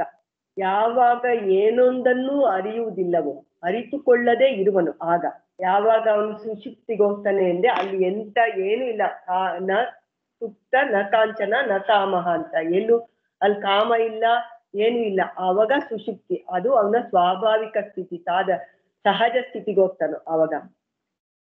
ಅಥವಾ ಕಸ್ಯಚನ ಎಂದರೆ ಶಬ್ದವೇ ಮುಂತಾದ ಯಾವುದೊಂದರ ಸಂಬಂಧಿಯಾದ ಮತ್ತೊಂದು ವಸ್ತುವನ್ನು ಒಂದಿಷ್ಟೂ ತಿಳಿಯದೆ ಇರುತ್ತಾನೆ. ಶಬ್ದ, ಮನಸ್ಸು ಎಲ್ಲದೂ ಇಲ್ದಂಗ ಆಗ್ಬೇಕು, ಅವ್ನಿಗೆ ಯಾವ ವಸ್ತುನು ತಿಳ್ಕೊಳ್ದೆ ಇರೋಂತ ಹೋಗ್ತಾನಲ್ಲ ಅವಾಗ ಎಂದು ಅಧ್ಯಾಹಾರವನ್ನು ಮಾಡಿಕೊಂಡು ವ್ಯಾಖ್ಯಾನ ಮಾಡಿಕೊಳ್ಳಬೇಕು. ಆದರೆ ಮೊದಲನೆಯ ವ್ಯಾಖ್ಯಾನವೇ ಯುಕ್ತವಾಗಿರುತ್ತದೆ. ಏಕೆಂದರೆ ಸುಷುಪ್ತಿಯಲ್ಲಿ ವಿಶೇಷ ವಿಜ್ಞಾನವು ಇರುವುದಿಲ್ಲ ಎಂಬುದೇ ಇಲ್ಲಿ ವಿವಕ್ಷಿತವಾಗಿರುತ್ತದೆ. ಯಾವುದೇ ಇಂದ್ರಿಯಗಳ ಸಂಬಂಧ ಆಗ್ಲಿ, ಅವನ್ಗೆ ಯಾವ್ದಾದ್ರು ಬೇಕು ಬೇಡ ಕಾಮಗಳು ಯಾವ್ದು ಇಲ್ದಿರ ಇರುವಂತ ಸ್ಥಿತಿನ ಸುಷುಪ್ತಿ ಅಂತ. ಅಲ್ಲಿ ಯಾವುದೇ ವಿಶೇಷ ಜ್ಞಾನ ಇಲ್ಲ. ಈಗ ವಸ್ತುಗಳಿಂದ ನಾವು ತಿಳ್ಕೊಳ್ತೀವಲ್ಲ, ವಿಶೇಷ ಜ್ಞಾನ ಯಾವುದು ಇರೋದಿಲ್ಲ ಅಂತ ಹೇಳೋದೇ ಇಲ್ಲಿ ಸರಿಯಾಗಿದೆ, ವಿವಕ್ಷಿತವಾಗಿರ್ತದೆ ಅಂತ. ಅಡಿ ಟಿಪ್ಪಣಿಯಲ್ಲಿ ಎರಡನೆಯ ವ್ಯಾಖ್ಯಾನದಲ್ಲಿ ವಿಷಯ ಜ್ಞಾನವಿಲ್ಲವೆಂದಿಷ್ಟೇ ಅರ್ಥವಾಗುತ್ತದೆ. ಮೊದಲನೆಯ ವ್ಯಾಖ್ಯಾನದಲ್ಲಿ ಯಾವ ವಿಶೇಷ ವಿಜ್ಞಾನವೂ ಇಲ್ಲವೆಂಬರ್ಥವು ಹರಡುತ್ತದೆ. ಕಸ್ಯಚನ ಎಂಬ ಷಷ್ಠಿ ವಿಭಕ್ತಿಯನ್ನು ಹಾಗೆಯೇ ಇಟ್ಟುಕೊಂಡು ವಸ್ತುವನ್ನು ಎಂದು ಅಧ್ಯಾಹಾರ ಮಾಡಿಕೊಂಡಿರುವುದು ಎರಡನೆಯ ವ್ಯಾಖ್ಯಾನವು. ಷಷ್ಠಿ ವಿಭಕ್ತಿಯನ್ನು ದ್ವಿತೀಯಾರ್ಥದಲ್ಲಿ ಪ್ರಯೋಗಿಸಿದೆ ಎಂದಿಟ್ಟುಕೊಳ್ಳುವುದು ಮೊದಲನೆಯ ವ್ಯಾಖ್ಯಾನವು. 2 ವ್ಯಾಖ್ಯಾನದಲ್ಲಿ ಮೊದಲನೆಯ ವ್ಯಾಖ್ಯಾನನೇ ತಗೊಬೇಕು ಅಂತ ಹೇಳಿದ್ರಲ್ಲ, ಇಲ್ಲಿ ಅದನ್ನ ಇಲ್ಲಿ ಕೆಳಗಡೆ ಅಡಿ ಟಿಪ್ಪಣಿಯಲ್ಲಿ ಕೊಟ್ಟಿದ್ದಾರೆ. ಇನ್ನ ಮುಂದಿನ ಭಾಷ್ಯ ಭಾಗ, ಸುಷುಪ್ತನಾಗುವ ಕ್ರಮ, 299ನೇ ಭಾಷ್ಯ ಭಾಗ. ಹೀಗೆ ವಿಶೇಷ ವಿಜ್ಞಾನವು ಇಲ್ಲವಾಗಲು ಸುಷುಪ್ತನಾಗುತ್ತಾನೆ ಎಂದು ಹೇಳಿದ್ದಾಯ್ತಷ್ಟೇ. ವಿಶೇಷ ಜ್ಞಾನ ಅಂದ್ರೆ ಬಿಡಿ ಬಿಡಿ ಜ್ಞಾನಗಳು. ಇವಾಗ ನಾವೆಲ್ಲ ಒಂದೊಂದೇ ವಸ್ತುಗಳನ್ನೆಲ್ಲ ಜ್ಞಾನ ಮಾಡ್ಕೊಂತಾ ಇರ್ತೀವಲ್ಲ, ಒಂದು ವೃತ್ತಿ ಬರುತ್ತೆ, ಅದು ಹೋಗಿ ಇನ್ನೊಂದು ವೃತ್ತಿ ಬರ್ತಾ ಇರ್ತೈತೆ, ಅಲ್ಲಿ ವಿಶೇಷ ವಿಜ್ಞಾನ ಅಂತ. ಇನ್ನು ಯಾವ ಕ್ರಮದಿಂದ ಸುಷುಪ್ತನಾಗುತ್ತಾನೆ, ಅವನು ಹೆಂಗೆ, ಯಾವ ಸ್ಟೆಪ್ ಇಂದ ಅವನು ಸುಷುಪ್ತನಾಗುತ್ತಾನೆ ಎಂದರೆ, ಶ್ರುತಿ ಹೇಳ್ತದೆ, ಹಿತಗಳೆಂಬ, ಹಿತ ಎಂಬಿ ಹೆಸರುಳ್ಳ ನಾಡಿಗಳು, ದೇಹದ ಅನ್ನರಸದ ವಿಪರಿಣಾಮವಾಗಿರುವ ನಾಡಿಗಳು. ಅವು 72,000. 72,000ದ ಮೇಲೆ 2,000 ಇರುವವು. 72,000 ಇರ್ತೈತೆ ಅದು ನಾಡಿಗಳು, ಹಿತ ಎಂಬ ನಾಡಿಗಳು. ಆ 72,000 ನಾಡಿಗಳು ಹೃದಯದಿಂದ, ಹೃದಯವೆಂದರೆ ಒಂದಾನೊಂದು ಮಾಂಸಪಿಂಡವು, ಆ ಕಮಲದಾಕಾರದ ಮಾಂಸಪಿಂಡದಿಂದ ಪುರಿತತ್ತನ್ನು ಸುತ್ತಿಕೊಂಡಿರುತ್ತದೆ. ಇದೆಲ್ಲ ನಂಗೆ ಗೊತ್ತಾಗ್ತಾ ಇಲ್ಲ ಹೇಳೋದಕ್ಕೆ ಅಂತ. ಅಲ್ಲ, ಇಲ್ಲೇನಿಲ್ಲ, ನಾವೆಲ್ಲಾನು ಇವಾಗ ನಮ್ಗೆ ನರಮಂಡಲಗಳು ಅಂತ ಏನ್ ಕರಿತೀವಲ್ಲಪ್ಪ ಇಲ್ಲಿ ಶರೀರದಲ್ಲೆಲ್ಲ, ಈ ನರಮಂಡಲಗಳೆಲ್ಲಾನು ಸೇರ್ಕೊಂಡಿರುತ್ತಾನೆ ಇದ್ರೊಳಗೆ, ಎಲ್ಲಾ ಕಡೆ ಕನೆಕ್ಷನ್ ಇರುತ್ತೆ ಅಲ್ಲಿ ಶರೀರಕ್ಕೆ. ನಮ್ಗೆ ಯಾವ್ದೇ ಮುಟ್ಟಿದ್ರು ಕೂಡ ನರಮಂಡಲದಿಂದ ಗೊತ್ತಾಗುತ್ತೆ, ನಮ್ಗೆ ಯಾವ್ದೇ ಮುಟ್ಟಿದ್ರು, ಸ್ಪರ್ಶ ಆದ್ರೂ ಕೂಡ, ಏನಾದ್ರು ಕೂಡ. ಅದೇ ತರನೇ ಇಲ್ಲಿ ನಮ್ಮ ಶಾಸ್ತ್ರದಲ್ಲಿ 72,000 ನಾಡಿಗಳಿರುತ್ತೆ ಅಂತ ಹೇಳ್ರಂಥದ್ದು. ಅದೆಲ್ಲವೂ ಕೂಡ ಎಳ್ಕೊಂಡಾಗ ಅವನು ಸುಷುಪ್ತಿ ಹೋಗ್ತಾನೆ ಅಂತ. ಇದು ಅಲ್ಲಿ ಹೇಳಿರೋದನ್ನ ಬೇರೆಯವರು, ವಿಶಿಷ್ಟಾದ್ವೈತಿಗಳು ಅವರು ಎಲ್ಲ ಬೇರೆ ರೀತಿ ವ್ಯಾಖ್ಯಾನ ಮಾಡ್ತಾರೆ. ಅಂದ್ರೆ ಸುಷುಪ್ತಿ ಡೆಫಿನಿಷನ್ನೇ ತಪ್ಪು ಅನ್ನೋ ತರ ಹೇಳ್ತಾರೆ. ಅಂದ್ರೆ ಇದು ಇರುತ್ತೆ ಅಲ್ಲಿ, ಆ ಉಪಸಂಹಾರ ಮಾಡ್ಕೊಳ್ಳೋಂಥ ಶರೀರದಲ್ಲಿ ಇರುತ್ತೆ, ಶರೀರ ಮಾಡ್ಕೊಳ್ತಾನೆ ಅಲ್ಲಿ, ಉಪಸಂಹಾರ ಆಗುತ್ತೆ ಅಲ್ಲಿ. ಹಾಗಾಗಿ ಸುಷುಪ್ತಿನಲ್ಲೂ ಜೀವ ಇರ್ತಾನೆ ಅಂತ ಮಾಡ್ಕೊಂಡ್ರೆ ಏನಾಗುತ್ತೆ ಅವಾಗ? ಗೊತ್ತಾಯ್ತಲ್ಲ, ಅವ್ರಿಗೇನಂದ್ರೆ ಜೀವ ಇರುತ್ತೆ ಅಂತ. ಈ ರೀತಿ ಅಂದ್ರೆ ವ್ಯಾಖ್ಯಾನ ಹೆಂಗ್ ಮಾಡ್ತಾರೆ ಅನ್ನೋದಕ್ಕೆ ಹೇಳ್ತಾರೆ. ನಾನು ಎಕ್ಸ್ಪ್ಲೈನ್ ಮಾಡ್ಬೇಕಾದ್ರೆ ನಾನು ಹೇಳಿಲ್ಲ ಇದನ್ನ. ಇವಾಗ ಒಟ್ನಲ್ಲಿ ಜೀವ ಇರುತ್ತೆ ಅಂತ ನೋಡಿ, ಇದ್ರ ಶ್ರುತಿ ಆಧಾರದ ಮೇಲೆ ತಗೊಂಡ್ಬಿಡ್ತಾರೆ ಅವರು. ಒಂದ್ಸತಿ ಇವರು ಯಾರು ಸೀತಾಲಕ್ಷ್ಮಿ ಅವರು ಹೇಳಿದ್ರಿ ಇದನ್ನ, ನೀವು ಇದ್ರೆ ಅವಾಗ ನೆನ್ಪಿರಲ್ಲ ಅನ್ಸುತ್ತೆ, ಆ ಪುರಿ ತತ್ತಿನಲ್ಲಿ ಸೇರ್ಕೊಂಡ್ಬಿಡ್ತಾರೆ ಅಂತ ಹೇಳಿದ್ರಿ ಇದನ್ನ. ಅಂದ್ರೆ ಅವ್ರು ಮಾಡೋದು ಈ ತರ, ಈ ಶ್ರುತಿಯನ್ನೆಲ್ಲ ಹೇಳಿದೆ, ಇಲ್ಲಿ 72,000 ನಾಡಿಗಳಿರುತ್ತೆ, ಅದೆಲ್ಲವೂ ಕೂಡ ಅದ್ರೊಳಗೆ ಸೇರ್ಕೊಂಡ್ಬಿಡುತ್ತೆ ಅಂತ ಹೇಳಿದ್ದಾರೆ ಅಂತ ಅಂದ್ಬಿಟ್ಟು ಅಷ್ಟೇ. ಇದಕ್ಕೆ ಅರ್ಥ ಅಷ್ಟೇನೆ. ಇದು ಅದು ಓದ್ಕೊಂಡು ಹೋಗ್ಬಿಡಿ ಸಾಕು, ವಿವರಣೆ ಕೊಡೋದೇನ್ ಬೇಕಾಗಿಲ್ಲ ಅಲ್ಲಿ. ಇವಾಗ ಏನ್ ಹೇಳಿದ್ರಲ್ಲ ಅಷ್ಟೇ ಸಾರಾಂಶ ಇದಕ್ಕೆ. ಆ ಪುರಿತತ್ತೆಂಬ ಉಪಲಕ್ಷಣವುಳ್ಳ ಶರೀರವೇ ಇಲ್ಲಿ ಪುರಿತತ್ತೆಂಬ ಶಬ್ದದಿಂದ ಅಭಿಪ್ರೇತವಾಗಿರುತ್ತದೆ. ಪುರಿತತ್ತನ್ನು ಸುತ್ತಿಕೊಂಡು ಹೊರಟಿವೆ ಎಂದರೆ ಅರಳಿ ಎಲೆಯ ಗೀರುಗಳಂತೆ ಶರೀರವನ್ನೆಲ್ಲ ವ್ಯಾಪಿಸಿಕೊಂಡು ಹೊರಮುಖವಾಗಿ ಹೊರಟಿರುತ್ತದೆ ಎಂದು ಅರ್ಥ. ಇಲ್ಲಿ ಬುದ್ಧಿಗೆ ಎಂದರೆ ಅಂತಃಕರಣಕ್ಕೆ ಹೃದಯವು ಸ್ಥಾನವು, ಉಳಿದ ಹೊರಗಿನ ಕರಣಗಳು ಅಲ್ಲಿರುವ ಬುದ್ಧಿಗೆ ಅಧೀನವಾಗಿರುತ್ತವೆ. ಆದ್ದರಿಂದ ಬುದ್ಧಿಯು ಕರ್ಮವಶದಿಂದ ಸ್ತೋತ್ರಾದಿಗಳನ್ನು ಆ ನಾಡಿಗಳಿಂದ ಮೀನು ಬಲಿಯಂತೆ ಕಿವಿಯ ಗೂಡು ಮುಂತಾದ ಸ್ಥಾನಗಳಿಂದ ಹರಡಿರುತ್ತದೆ. ಅಂದ್ರೆ ಇಲ್ಲ ಹಳ್ಳಿ ಎಲೆ ಉದಾಹರಣೆ ಕೊಟ್ಟಿದ್ರು ನೋಡಿ ಚೆನ್ನಾಗಿ. ಹಳ್ಳಿ ಎಲೆ ಎಲ್ಲ, ಹಳ್ಳಿ ಎಲೆ ಒಣಗಿಸ್ಮೇಲೆ ಚಿತ್ರ ಎಲ್ಲ ಬರೀತಾರಲ್ಲ, ಹಳ್ಳಿ ಎಲೆ ಒಣಗಿಸ್ತಾರೆ ಹೇಗಿರುತ್ತೆ ಹೇಳಿ? ಅದ್ರ ಮೇಲೆಲ್ಲ ಸಣ್ಣ ಸಣ್ಣದು ಕಾಣಿಸುತ್ತೆ, ಅಂದ್ರೆ ಕನೆಕ್ಟ್ ಆಗಿರುತ್ತೆ ಎಲ್ಲಾನು ಒಂಥರ. ಅದೇ ತರನೇ 72,000 ನಾಡಿಗಳು ಇದಕ್ಕೆಲ್ಲ ಸೇರ್ಕೊಂಡಿರುತ್ತೆ ಅಂತ ಹೇಳಿ. ಆ ನಾಡಿಗಳಿಂದ ಮೀನು ಬಲಿಯಂತೆ ಕಿವಿಯ ಗೂಡು ಮುಂತಾದ ಸ್ಥಾನಗಳಿಂದ ಹರಡಿರುತ್ತದೆ. ಹೀಗೆ ಹರಡಿಕೊಂಡು ಅವನ್ನು ಎಚ್ಚರ ಕಾಲದಲ್ಲಿ ಆಳುತ್ತದೆ.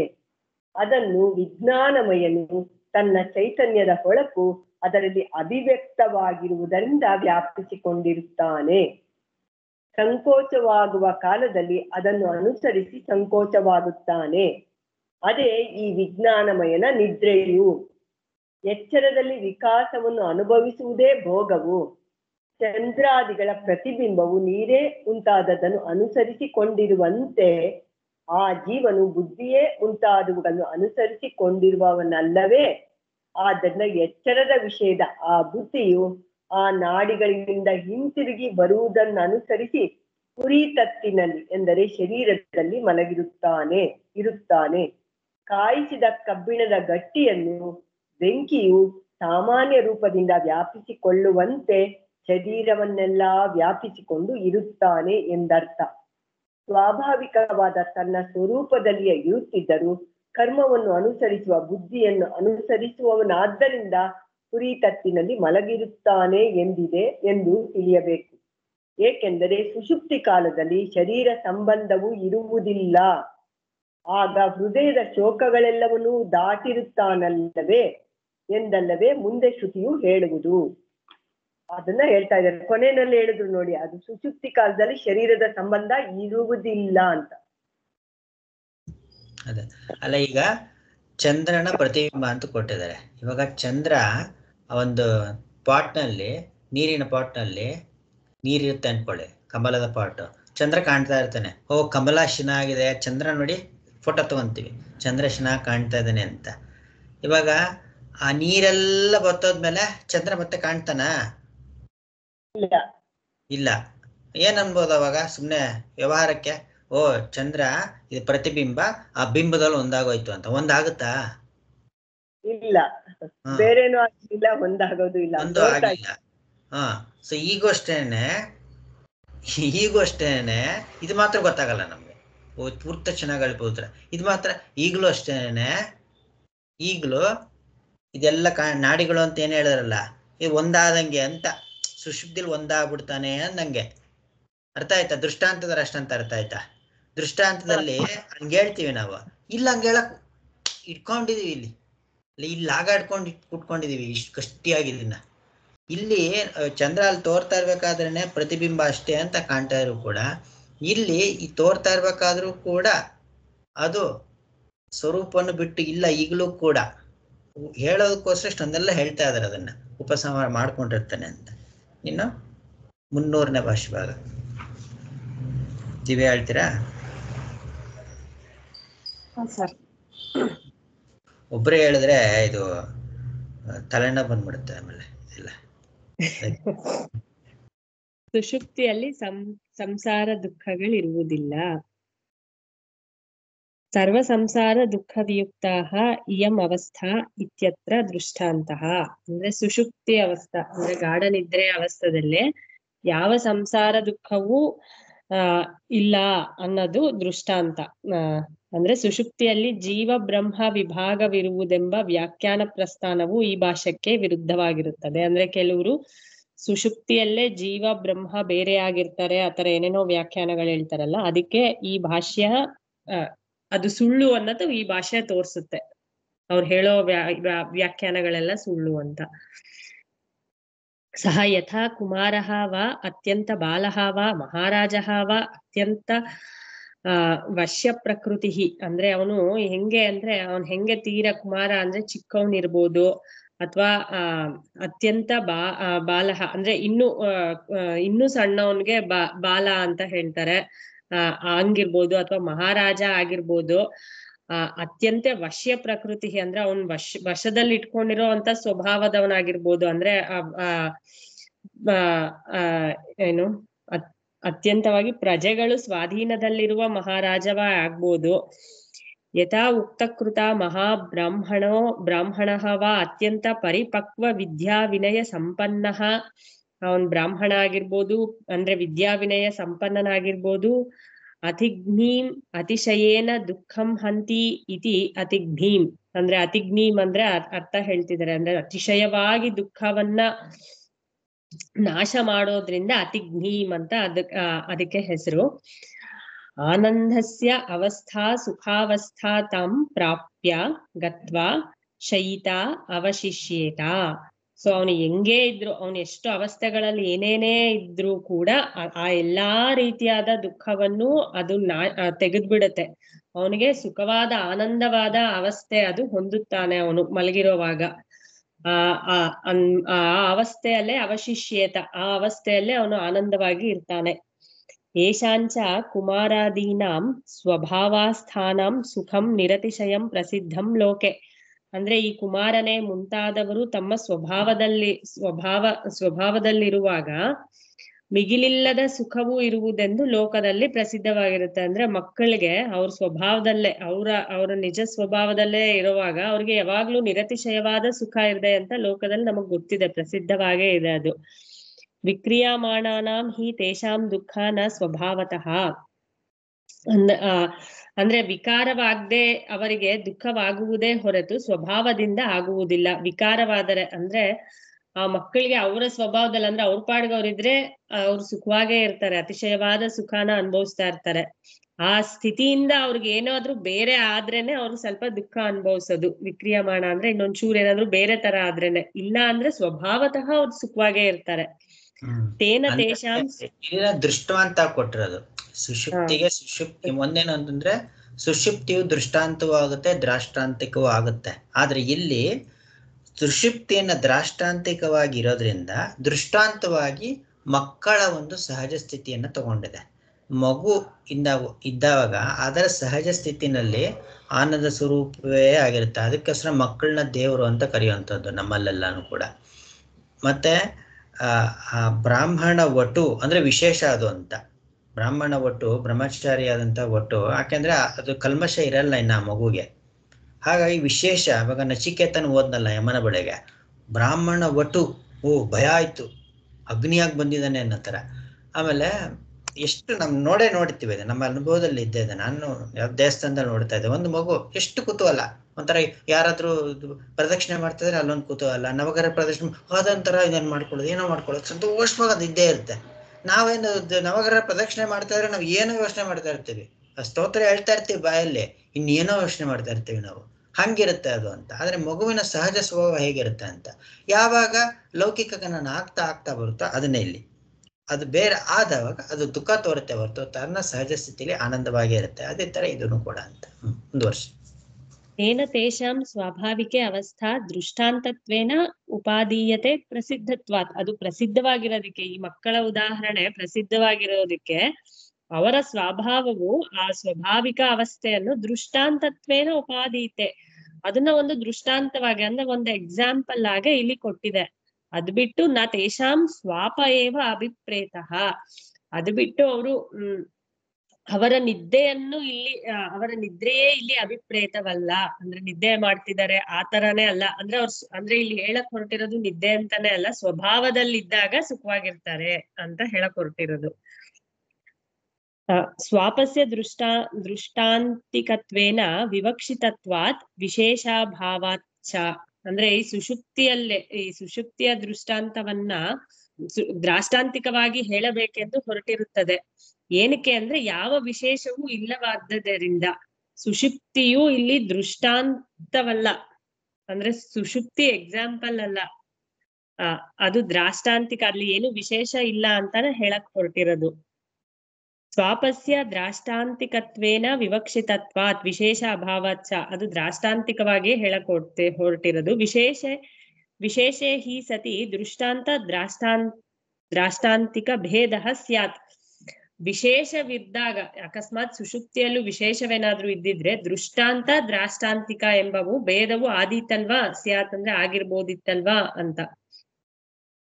ಅಂದ್ರೆ ಸುಷುಪ್ತಿಯಲ್ಲಿ ಬೇರೆ ಬೇರೆ ಬಗೆಯ ವಿಶೇಷಗಳಿದ್ದರೆ ಒಂದನ್ನು ಇನ್ನೊಂದಕ್ಕೆ ಹೋಲಿಸಬಹುದಿತ್ತು. ಸುಷುಪ್ತಿಯಲ್ಲಿ ಆನಂದಮಯ ಕೋಶವೆಂಬ ಸವಿಶೇಷತ್ವವಿರುವುದೆಂದು ಹೇಳುವವರ ಮತವು ಭಾಷ್ಯದ ಆಧಾರವಿಲ್ಲದ್ದು, ಅನುಭವಕ್ಕೆ ವಿರುದ್ಧವಾದದ್ದು ಅಂತ ಕೊಟ್ಟಿದ್ದಾರೆ.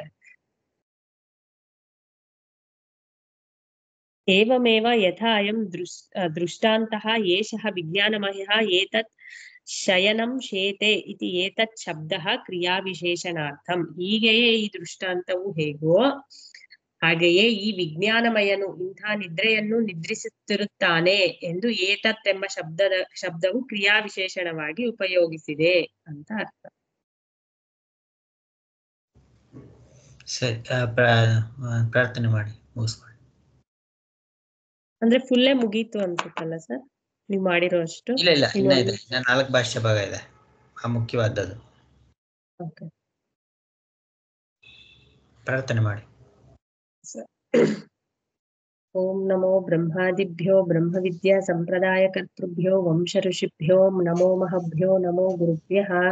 ಓಂ ಶಾಂತಿ ಶಾಂತಿ ಶಾಂತಿ.